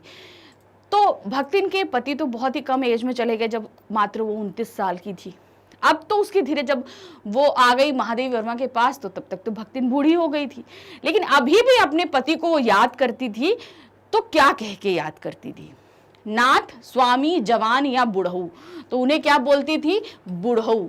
क्योंकि जब भक्तिन बूढ़ी हो गई थी तो जाहिर सी बात है उसके पति अब नहीं है, होते तो बूढ़े ही हो गए होते, तो क्या बोलती थी उनको? बुढ़ऊ बोलती थी कि अभी अगर होते तो वो बूढ़े होते, इसीलिए उनको बुढ़ऊ कहकर वो याद किया करती थी। क्वेश्चन नंबर 63, भक्तिन बिना पढ़े ही पढ़ने वालों की क्या बन गई थी? भाई एक बार ये हुआ कि महादेवी वर्मा जी ने ये चीज बोल दी कि जब सब दस्तखत करेंगे तभी उनको जो है सैलरी मिलेगी, यानी सिग्नेचर करके उनको सैलरी मिलेगी। अब भक्तिन को पढ़ना लिखना नहीं आता था, तो भाई ये हुआ कि भाई पढ़ने लिखने का काम सबको पढ़ाया जाए, तो भक्तिन को भी शामिल किया गया। लेकिन अब भक्तिन पढ़े तो नहीं, लेकिन बिना पढ़े लिखे वो उन सारे जितने नौकरों को पढ़ाया जाता था उनकी क्या बन गई थी? क्या बनी थी? गुरु, शिष्य, चेली या इनमें से कोई नहीं। तो बिना पढ़े ही वो उन सब की गुरु बन गई थी। वो पढ़ना लिखना नहीं जानती थी, लेकिन उसका रौब ऐसा था, उसका स्टाइल ऐसा था कि वो सबकी जो है वो गुरु यानी कि टीचर टाइप की बन गई थी। क्वेश्चन नंबर 64 में क्या है? भक्तिन लेखिका को कैसी चाय देती थी? किस तरह की चाय पिलाया करती थी? भक्तिन लेखिका को भी बहुत पसंद थी। कैसी? अदरक की चाय, तुलसी की चाय, दालचीनी की चाय या इलायची की चाय? तो भक्तिन लेखिका को तुलसी की चाय दिया करती थी, जो लेखिका को भी बहुत पसंद आती थी। क्वेश्चन नंबर 65 क्या है? भक्तिन की कितनी बेटियां थी? कितनी बेटियां थी उसकी? 4, 5, 6 या 3? जैसे पाठ में बात भी हुई है कि उसकी 3 बेटियां थी। एक का विवाह तो उसके पति अपनी मृत्यु से पहले ही करके गए थे। दूसरे का विवाह जो जबरदस्ती हुआ, दोनों बेटियों का विवाह उसने किया। फिर एक जो पहले विवाह हुआ था वो विधवा हो गई थी, तो उसका विवाह जो है वो उस तीतरबाज लड़के से हो गया था। तो इस तरीके से उसकी 3 बेटियां थी जो पाठ में हमारे सामने उल्लेखित की गई हैं। अब क्वेश्चन नंबर 66, महादेवी वर्मा का निधन कहां हुआ? किस जगह पर हुआ उनका? बनारस, इलाहाबाद, पटना या बिहार? तो उनका जो निधन था वो हुआ इलाहाबाद में। ये इनके लेखक परिचय जहां है वहां पे आपको ये पूरा मिल जाएगा। क्वेश्चन नंबर 67 में क्या है? महादेवी वर्मा का निधन कब हुआ? किस सन में हुआ? 1907 में उनका जन्म हुआ था, तो उनका निधन कब हुआ? 1983, 1987, 1999 या 2000? तो उनका जो निधन था वो था 1987 में। क्वेश्चन नंबर 68 क्या है? भक्तिन की आंखें कैसी थी? भाई कद उनका छोटा सा था तो आंखें कैसी थी? बड़ी, छोटी, भूरी या इनमें से कोई नहीं? तो उनकी आंखें थी छोटी छोटी, उनकी आंखें थी। क्वेश्चन नंबर 69 में है, 3 कमाऊं वीरों की विधात्री बनकर मचिया के ऊपर पुरखिन बनकर कौन विराजमान थी?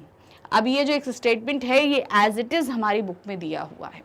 तो ये कौन थी जो बैठी रहती थी? मचिया का मतलब समझ लीजिए तखत टाइप का चारपाई जिसके उसमें बैठी रहती थी, वो कौन थी? भक्तिन की सास, भक्तिन की बेटी या इनमें से कोई नहीं? तो वो थी भक्तिन की सास, जिनके 3 कमाऊ बेटे यानी काम करने वाले 3 बेटे थे, और वो जो है हमेशा आराम करते हुए तखत पर बैठी रहती थी और सभी के ऊपर हुक्म जमाया करती थी। क्वेश्चन नंबर है 70 क्या है? भक्तिन के हरे भरे खेत, मोटी ताजी गाय, भैंस और फलों से लदे पेड़ देखकर किसके मुंह में पानी आ जाता था?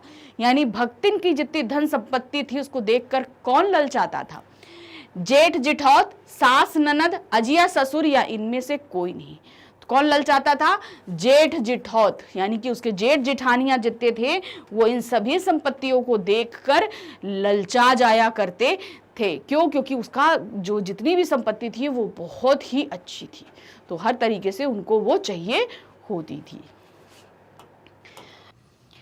चैप्टर शुरू हम करते हैं समरी के साथ में। भक्तिन जिसका वास्तविक नाम लक्ष्मी था, लेखिका महादेवी वर्मा की सेविका है। ठीक है, आप करेक्टर समझते चलिए। जो यहाँ इसकी नायिका है, इस कहानी की जो नायिका है वो है भक्तिन, मगर उनका असली नाम क्या है? लक्ष्मी, या आप अगर पूरी ठेठ भाषा में उनको बोलेंगे जिस नाम से उन्होंने अपने आप को परिचित किया था वो नाम था लक्ष्मण, और एक्चुअली नेम मतलब लक्ष्मी। बचपन से ही भक्तिन की मां की मृत्यु हो गई थी। अब सबसे पहले हम भक्तिन के बारे में समझेंगे कि उनका बचपन से लेकर उन लेखिका के जीवन में आने तक का क्या क्या उनके जीवन में घटित हुआ, पहले उसे समझ रहे हैं। तो क्या हुआ, जो भक्तिन की माँ थी वो बचपन में ही उनकी मृत्यु हो गई थी, मतलब जब भक्तिन छोटी थी तभी उनकी माँ की मृत्यु हो गई थी। सौतेली माँ ने 5 वर्ष की आयु में विवाह तथा 9 वर्ष की आयु में गौना कर भक्तिन को ससुराल भेज दिया। अब क्या था, बहुत छोटी थी भक्तिन जब, तभी यानी कि 5 वर्ष की आयु में उनकी शादी कर दी, और जब वो 9 वर्ष की हुई तो गौना कर दिया। गौना का तात्पर्य ये होता है, शादी करने के बाद वो अपने मायके में ही थी, जब वो 9 वर्ष की हुई तब उन्हें ससुराल भेज दिया गया, मतलब सिर्फ 9 ईयर्स में, बहुत ही छोटी थी तो उनको भेज दिया गया। ससुराल में भक्तिन ने 3 बेटियों को जन्म दिया। अब शादी हुई तो बच्चे हुए, एक के बाद एक 3 लड़कियां ही हुई, जिस कारण उसे सास और जेठानियों की उपेक्षा सहनी पड़ती थी। सास और जेठानियां आराम फरमाती और भक्तिन तथा उसकी नन्ही बेटियों को घर और खेतों पर सारा काम करना पड़ता। अब क्या था, उसकी जेठानियां भी थीं, तो अब उनके लड़के थे और इसके सिर्फ लड़कियां थी, तो ये भेदभाव के कारण क्या होता था, सास और जेठानियां आराम फरमाती रहती थी, कुछ काम धाम नहीं करती थी। अब एक तरीके से इसको दंड दिया जाता था, क्योंकि तुमने लड़कियों को जन्म दिया है इसलिए घर का सारा काम तुम और तुम्हारी बेटियां करेंगे। घर का काम हो, खेत का काम हो, जानवरों को संभालना हो, ये सारा काम ही कौन करता था, हमारी भक्तिन और उनकी 3 बेटियां करती थी। भक्तिन का पति उसे बहुत चाहता था। अब जो उनका हस्बैंड था वो उसको बहुत लाइक करता था, इसलिए वो जितना भी सब कुछ होता था उसके सामने ना, तो भक्तिन के ऊपर जितना भी अत्याचार होता था उन्हें सब बहुत चुपचाप सहन कर लेती थी। अपने पति के स्नेह के बल पर भक्तिन ने ससुराल वालों से अलगौछा कर अपना अलग घर बसा लिया और सुख से रहने लगी। अब क्या हुआ, पति बहुत अच्छा था, उसको कामकाज इतने दिनों सालों से वो काम कर रही थी, सब कुछ उसका काफ़ी अनुभव था, तो इस बल पे उसने क्या किया, अपने आप को अलग कर लिया, अपने परिवार से अलग कर लिया, सब एक तरफ, और उन्होंने अलगौछा का मतलब क्या होता है, बंटवारा कर लिया, अपने हिस्से की ज़मीन जायदाद वगैरह सब कुछ लेकर वो अलग हो गई, अलग घर में रहने लगी। हो गया, सुख से व्यतीत करने लगी, लेकिन दुर्भाग्य ने उसका पीछा नहीं छोड़ा। फिर क्या हुआ, पर भक्तिन का दुर्भाग्य, अल्प आयु में ही उसके पति की मृत्यु हो गई। अब अलग तो हो गई, लेकिन बहुत ही कम समय में ही उसकी पति की मृत्यु भी हो गई, बहुत जल्दी, नहीं होना चाहिए था। ससुराल वाले भक्तिन की दूसरी शादी कर उसे घर से निकालकर उसकी संपत्ति हड़पने की साजिश करने लगे। अब ये हुआ कि भाई लड़का तो मर गया, तो अब अगर हम इस भक्तिन की शादी कहीं और कर देंगे तो ये अपने वहाँ ससुराल चली जाएगी, और यहाँ के जितने खेत खलिहान है ये सब हम वापस ले लेंगे, क्योंकि उसने जब अलगौछा किया, बंटवारा किया, तो भाई अनुभवी थी, तो अब उसने जो है ना सब अच्छे अच्छे खेत सब कुछ अपनी तरफ कर लिए उस अनुभव के बल पे, क्योंकि सभी की देखभाल वो करती थी, तो उसे पता था यहाँ पे ये अच्छा होता है ऐसे, तो उसकी खेती बहुत अच्छी फल फूल रही थी, बहुत संपन्नता थी उसके पास, और ये सब देखकर उसके जेठ जेठानी बहुत चिढ़ते थे। तो इस कारण जब उसका पति मर गया तो उन्होंने सोचा कि भाई अगर हम ये सारी संपत्ति हम हड़प लेंगे तो हम भी संपन्न हो जाएंगे, तो इसलिए उन्होंने सब तरीका क्या निकाला कि इसकी दूसरी शादी कर दो और हम यहाँ सब कुछ हड़प लेते हैं। लेकिन ऐसी परिस्थिति में भक्तिन ने अपने केश मुंडा लिए और सन्यासिन बन गई। तो अब क्या, उसने बोला कि नहीं हम शादी नहीं करेंगे, भाई उस पर बहुत जोर जबरदस्ती दी जा रही थी, तो उसने क्या किया, उसने अपने केश मुड़ा लिए, मतलब मुंडन करा लिया। होता था ना पहले समय में, आप अगर जानोगे तो पहले विधवाओं की स्थिति में क्या होता था, उनके सर मुंडा दिए जाते, तो उसने अपने आप ही अपना सर मुंडा लिया, और जो एक सन्यासी का भेष होता है जो उस तरीके से उसने वेश धारण कर लिया कि अब मैं ये वेश धारण करूंगा तो मेरी तो दूसरी शादी हो ही नहीं सकती। तो इस तरीके से उन्होंने जेठ जेठानियों के सपनों पर पानी फेर दिया कि हम नहीं करेंगे शादी। फिर भक्तिन स्वाभिमानी, संघर्षशील, कर्मठ और दृढ़ संकल्प वाली स्त्री है, जो पितृसत्रात्मक मान्यताओं और छल कपट से भरे समाज में अपने और अपनी बेटियों के लिए हक से लड़ती रही।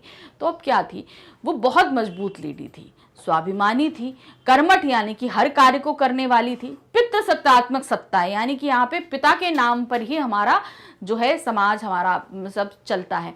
तो उस पितृसत्तात्मक मान्यताओं को भी उसने ठुकराया कि नहीं भाई, लड़की अकेली थी भक्तिन, उसके 3 लड़कियां थी, कोई पुरुष तो था नहीं। तो उसने वो सभी को ठुकरा कर सब कुछ अपने बल, एक स्त्री होते हुए अपने बल पर सब कुछ आगे बढ़ाने का दृढ़ निश्चय किया और करती भी रही। वो घर गृहस्थी संभालने के लिए अपनी बड़ी बेटी दामाद को बुला लिया, पर दुर्भाग्य ने यहां पे भी भक्तिन का पीछा नहीं छोड़ा। अचानक उसके दामाद की मृत्यु हो गई। अब क्या हुआ, उसका पति जब मरा उससे पहले उसने अपनी बड़ी बेटी की शादी, 3 बेटियां थी ना, तो बड़ी बेटी की शादी करती थी। अब पति की मृत्यु के बाद उसने जब भक्तिन का भेज डालिया तो भाई घर में कोई चाहिए, तो उसने क्या किया, अपनी बड़ी लड़की और दामाद को यहाँ बुलाकर रख लिया कि तुम लोग यहीं रहो, हमारे साथ रहो, हमारी मदद करो, सबसे सहारा भी रहेगा, मदद भी रहेगी। तो उसने एक करा, लेकिन यहाँ पे भी दुर्भाग्य कि उस बड़ी बेटी का पति भी अचानक मृत्यु को प्राप्त हो गया। फिर से वही परिस्थिति, अब फिर से लड़कियां, सब कुछ, अब क्या करें। अब इसमें क्या किया, भक्तिन के जेठ जिठौत ने साजिश रचकर भक्तिन की विधवा बेटी का विवाह जबरदस्ती अपने तीतरबाज साले से कर दिया। अब क्या हुआ, अब उन्होंने फिर से रचाया। अब उनकी जो लड़की जो विधवा हो गई थी उनके साथ उसने क्या किया, एक साजिश रची। भाई एक दिन कमरे में लड़की अकेली थी, जबरदस्ती वो लड़का घुस गया अंदर। अब दोनों, एक लड़का और एक लड़की को जब अंदर पाया गया तो भाई पंचायत बैठी, पंचायत ने के सामने जब पेशी हुई तो उन्होंने बोला कि भाई दोनों अपनी मर्जी से अंदर थे। जेठ जिठानी ने बोला तो लड़की बोली कि नहीं, मैं तो ये जबरदस्ती मेरे रूम में घुसा था। तो उसने उसका लड़की ने मार पीट के उसको बाहर भगा दिया था, खूब मारा था, पीटा था उसको। तो मार पीट के निशान उस लड़के के ऊपर साफ दिखाई दे रहे थे।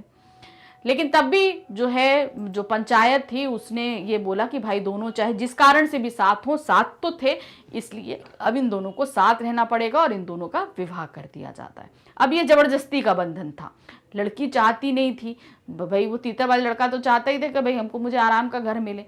तो वो अब शादी हो गई, आराम से रहने लगा, अब खुले खल्ले काम। पंचायत द्वारा कराया गया यह संबंध दुखदायी रहा। दोनों माँ बेटी का मन घर गृहस्थी से उचट गया, निर्धनता आ गई। लगान न चुका पाने के कारण जमींदार ने भक्ति को दिन भर धूप में खड़ा रखा। अपमानित भक्ति पैसा कमाने के लिए गांव छोड़कर शहर आ जाती है और महादेवी की सेविका बन जाती है। अब क्या होता है, अब उनके जीवन में जो चीज घटित हुई, इससे माँ बेटी दोनों दुखित हो चुके थे। इस कारण से जो क्या हुआ कि उनका मन कहीं नहीं लग रहा था। तो धीरे धीरे क्या हुआ, जो सब चीजें थी वो धीरे धीरे पैसा खत्म होने लगा था, वो लगान नहीं चुका पाए। तो एक दिन जमींदार ने बुला के उसे अपमानित किया, बहुत सारा, पूरा दिन धूप में खड़ा रखा। तो भक्तिन को बहुत बुरा लगा। तो वो क्या करती है, वो वहाँ से सब कुछ छोड़ छाड़ के चली आती है शहर की, मैं यहाँ पैसा कमाऊंगी, और यहाँ पर आ जाती है महादेवी वर्मा जी के पास में, उनकी सेविका बन जाती है। तो ये पूरा हमने अभी तक जो पढ़ा ये था महादेवी के बचपन से लेकर भक्तिन के बचपन से लेकर महादेवी वर्मा जी के पास आने तक का जितना भी सफर था वो हमने देख लिया। अब महादेवी वर्मा के पास में आने के बाद का क्या रहा। भक्तिन के मन में महादेवी के प्रति बहुत आदर, समर्पण और अभिभाव के समान अधिकार भाव था। मतलब सम्मान भी था, एक प्रोटेक्शन भाव जैसे पेरेंट्स का होता है वो भी था, वो लगाव भी, सभी कुछ था भक्तिन का महादेवी वर्मा के प्रति। वह छाया के समान महादेवी के साथ रहती। वह रात रात भर जाग कर चित्रकारी या लेखन जैसे कार्य में व्यस्त अपनी मालकिन की सेवा का अवसर ढूंढ लेती। अब क्या होता, महादेवी रात रात जागती थी, तो कभी कविता लिख रही, कभी पेंटिंग कर रही, तो सारी रात जो है भक्तिन उनके साथ रहती। कभी ब्रश देती, कभी कलम देती, कभी कहीं कुछ गिर गया उसको पोंछ देती, किताबें उठा के देती, हमेशा उनके साथ रहती और हमेशा साई की तरह साथ रहकर उनकी सेवा किया करती थी। महादेवी भक्तिन को नहीं बदल पाई, पर भक्तिन ने महादेवी वर्मा को बदल लिया। अब जो भक्तिन थी वो गांव से आई थी, तो थोड़ा देहाती खाना, पहनावा, बोली सब कुछ था। महादेवी वर्मा ने बहुत कुछ उसके ऊपर शहरी लुक लाने की कोशिश करी, मगर उसकी न भाषा में, न खाने में, किसी चीज में नहीं आया। लेकिन महादेवी वर्मा जो है वो काफी हद तक देहाती हो गई, मतलब उनके ऊपर देहात का रंग चढ़ने लगा, गांव का चढ़ने लगा। भक्तिन के हाथ का मोटा देहाती खाना खाते खाते महादेवी का स्वाद बदल गया। भक्तिन ने महादेवी को देहात के किस्से, कहानियां, किदवंतियां कंठस्थ करा दी। अब क्या हुआ, मोटा देहाती खाना वो खाने लगी, देहात के जो कहानियां और किदवंतियां होती हैं वो सभी चीज़ें जो है भक्तिन ने महादेवी वर्मा को बिल्कुल अच्छे से रटा दिया। फिर स्वभाव से महाकंजूस होने पर भी भक्तिन पाई पाई कर जोड़ी हुई 105 रुपए की राशि को सहर्ष महादेवी को समर्पित कर देती। अब क्या हुआ, जब युद्ध हुआ तो उस समय बहुत डर था कि भाई जेलों में डाल दिए जाएंगे, तो उस संघर्ष के समय भी उन्होंने पाई पाई करके महादेवी भक्तिन ने पैसे जोड़े थे 105 रुपए। जब मुश्किल पड़ी तो वो उन्होंने महादेवी वर्मा को दिए कि इस मुश्किल के समय में आप इसे इस्तेमाल करिए। जेल के नाम से थरथर कांपने वाली भक्तिन अपनी मालकिन के साथ जेल जाने के लिए बड़े लाट साहब तक से लड़ने को तैयार हो जाती है। अब जेल जाने का जब डर होता है, कहती नहीं भाई जेल चली जाएंगी, जेल से बहुत डरती थी भक्ति, लेकिन तब भी वो महादेवी वर्मा के साथ जेल जाने को तैयार हो जाती हैं। तो सब कहते हैं कि भाई जिसका अपराध है या जिसको सजा दी जाती वही जाता है, उसके साथ कोई नहीं जाता। कहते नहीं हम लाट साहब से लड़ लेंगे, हम इनके साथ ही रहेंगे, वो उनसे लड़ने को तैयार हो जाती है। भक्तिन महादेवी के जीवन पर छा जाने वाली एक ऐसी सेविका है जिसे लेखिका नहीं खोना चाहती। तो लेखिका ने जो इस कहानी को लिखा, इसमें भक्तिन के अंत को नहीं लिखा कि भाई उनकी मृत्यु कैसे हुई, क्या हुआ। इन्होंने इस कहानी को यहीं बीच में समाप्त कर दिया। क्यों? क्योंकि वो इस अपनी प्रिय सेविका को खोने का जो दुख है वो हम सब तक बयान नहीं करना चाहती थी। वो चाहती थी वो चिर अवस्था में उनके साथ हमेशा बनी रहे। तो यहाँ पर कहानी का समापन होता है। अब इसी पाठ से जुड़े संबंधित कुछ प्रश्नों को हम यहाँ पर देखेंगे। प्रश्न संख्या 1 है हमारी, पाठ के आधार पर भक्तिन की 3 विशेषताएं बताइए। अब ये जो पाठ है इस पे आधारित जो है 3 विशेषताएं आपको, मतलब भक्तिन की 3 विशेषताएं बतानी है। तो भक्तिन की 3 विशेषताएं निम्नलिखित है। पहला है जुझारूपन। भक्तिन जुझारू महिला थी। उसने कठिन परिस्थितियों का डटकर सामना किया। शादी के बाद ससुराल में मेहनत से खेतीबाड़ी की। पति की मृत्यु के बाद बेटियों की शादी की। समाज के भेदभावपूर्ण व्यवहार का कड़ा विरोध किया। मतलब जब भी उसके पास कठिन परिस्थितियां आई, कुछ भी आए, ऐसा नहीं है कि वो थक कर हार कर बैठ गई। उसने मेहनत करी, कोशिश करी और उन परिस्थितियों से लड़कर वो बाहर आई भी। फिर दूसरा है भाग्य से पीड़ित। वो भाग्य से, मतलब जहां भी वो लड़ती जीत भी जाती, लेकिन भाग्य उसको हर समय आगे खड़ा कर देता, आके उसे हरा देता था। तो क्या था, अब भक्तिन मेहनती थी परंतु भाग्य उसके सदैव विपरीत रहा। बचपन में मां की मृत्यु हो गई। विमाता का देश उसे हमेशा झालता रहा। ससुराल में 3 पुत्रियों का जन्म देने के कारण उपेक्षा मिली। पति की अकाल मृत्यु, फिर दामाद की मृत्यु या परिवार के षड्यंत्र ने उसे तोड़ कर रख दिया। मतलब बचपन से लेकर शादी के बाद से लेकर हमेशा उसको संघर्ष ही मिला, और संघर्ष करने के बाद उस जब हर चीज से जीत जाती तो एक भाग्य उसे पछाड़ देता था, लेकिन तब भी वो जुझारूपन उसके अंदर कायम रहता था। तीसरा है सेवा भाव। भक्तिन महादेवी की सेविका थी। वह छाया के समान हर समय महादेवी के साथ रहती थी। महादेवी के कार्य को खुशी से करती थी। अब जब वो शहर आकर महादेवी की सेविका बनी तो ऐसा नहीं था कि वो एक होता है ना सिर्फ काम चला वाला काम, ऐसा नहीं। वो बहुत ही धीरता और पूरे आत्मीय भाव से महादेवी की सेवा करती थी। तो ये 3 विशेषताएं हमने पाठ के आधार पर आपके सामने रखी। प्रश्न संख्या 2 है, भक्तिन और महादेवी के नामों में क्या विरोधाभास था। देखिए, भक्तिन का नाम लक्ष्मण था, मगर वो उसके बाद न लक्ष्मी थी, न धन था, न संपत्ता थी, तो इसलिए उसका नाम बिल्कुल विपरीत था। इधर महादेवी जो थी वो भी अपने नाम के बिल्कुल विपरीत थी। तो इन्हीं दोनों को आपको एक्सप्लेन करना है। कैसे? भक्तिन का असली नाम लक्ष्मी था। सॉरी, वह अपना नाम छिपाती थी क्योंकि उसे कभी समृद्धि नहीं मिली। उसके भक्ति भाव को देखकर लेखिका ने उसे भक्तिन कहना शुरू कर दिया था। लेखिका का अपना नाम महादेवी था। वह किसी भी दृष्टि से देवी के समकक्ष नहीं थी। मतलब वो किसी भी दृष्टि से आप देखो कुछ भी, वो देवी के समान, किसी भी देवी के समान नहीं लगती थी। दोनों के नामों में उसके गुणों की कोई तारतम्य नहीं। मतलब नाम होता है ना, जैसे नाम होता है तो आपके अंदर वैसे गुण आ जाते हैं, ऐसा इन दोनों के साथ नहीं था। ना भक्तिन के पास लक्ष्मी थी और ना महादेवी वर्मा किसी देवी के समान लगती थी, इसलिए वो दोनों के नामों में विरोधाभास था। प्रश्न संख्या 3 है, भक्तिन नाम किसने और क्यों दिया, पाठ के आधार पर लिखिए। तो भक्तिन का नाम हमें जैसे पता है कि महादेवी वर्मा ने दिया, उनकी कंठी माला और उनके सन्यासी रूप को देखकर दिया था। तो यहाँ क्या दिया है, भक्तिन को यह नाम लेखिका ने दिया। भक्तिन का असली नाम लक्ष्मी था और वह अपने नाम को छिपाना चाहती थी क्योंकि उसके पास धन नहीं था। लेखिका ने उसके गले में कंठी माला देखकर यह नामकरण कर दिया था। वह इस कवित्वहीन नाम को पाकर गदगद हो गई थी। तो इस नाम को पाकर जो है लक्ष्मी जो है उनको बहुत ही प्रसन्नता हुई थी।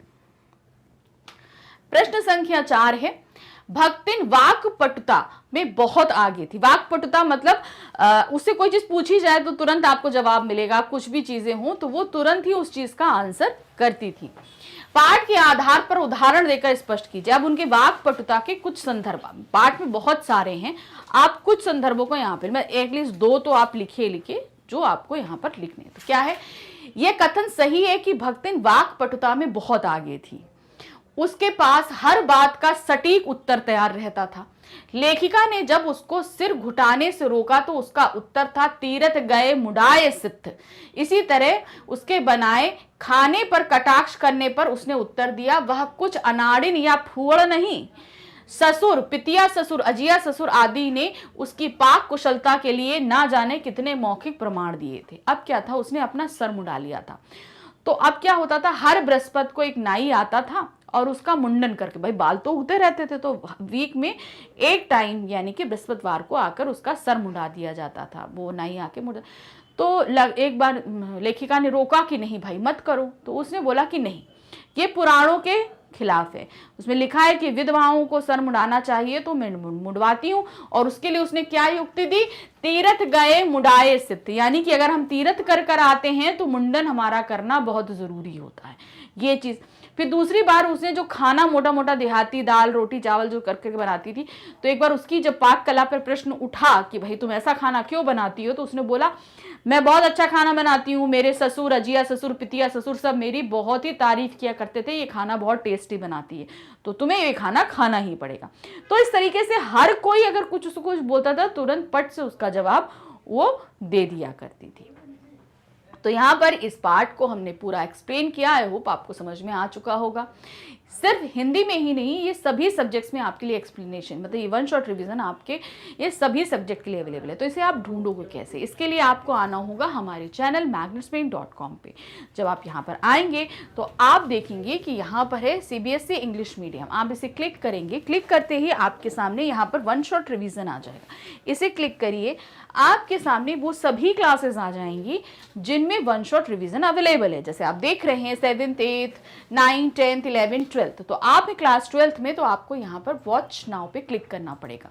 जैसे ही आप यहाँ क्लिक करेंगे आपके सामने क्लास 12th की पूरी प्लेलिस्ट आ जाएगी वन शॉट रिवीजन की। तो आप देख रहे हैं यहाँ पे बहुत सारे सब्जेक्ट्स हैं, तो जिस भी सब्जेक्ट का आपका एग्जाम होने वाला है आपको उसे क्लिक करना है। क्लिक करते ही सारे चैप्टर अरेंज वे में आपको मिलेंगे, उन्हें देखिए और अपने उनको क्लिक करते जाइए, वीडियो चलता जाएगा। जैसे सपोज हिंदी का है, तो जैसे ही हम हिंदी को क्लिक करेंगे, हिंदी में कई बुक्स हैं हमारी, तो अब हमें क्या करना होगा, हम जैसे ही क्लिक करेंगे हमारे सामने सभी बुक्स आ जाएंगे। तो जो बुक्स भी आपको जिनका भी रिवीजन करना है आप उनको क्लिक करेंगे, उस बुक को क्लिक करेंगे, पूरे लाइन से चैप्टर्स आ जाएंगे।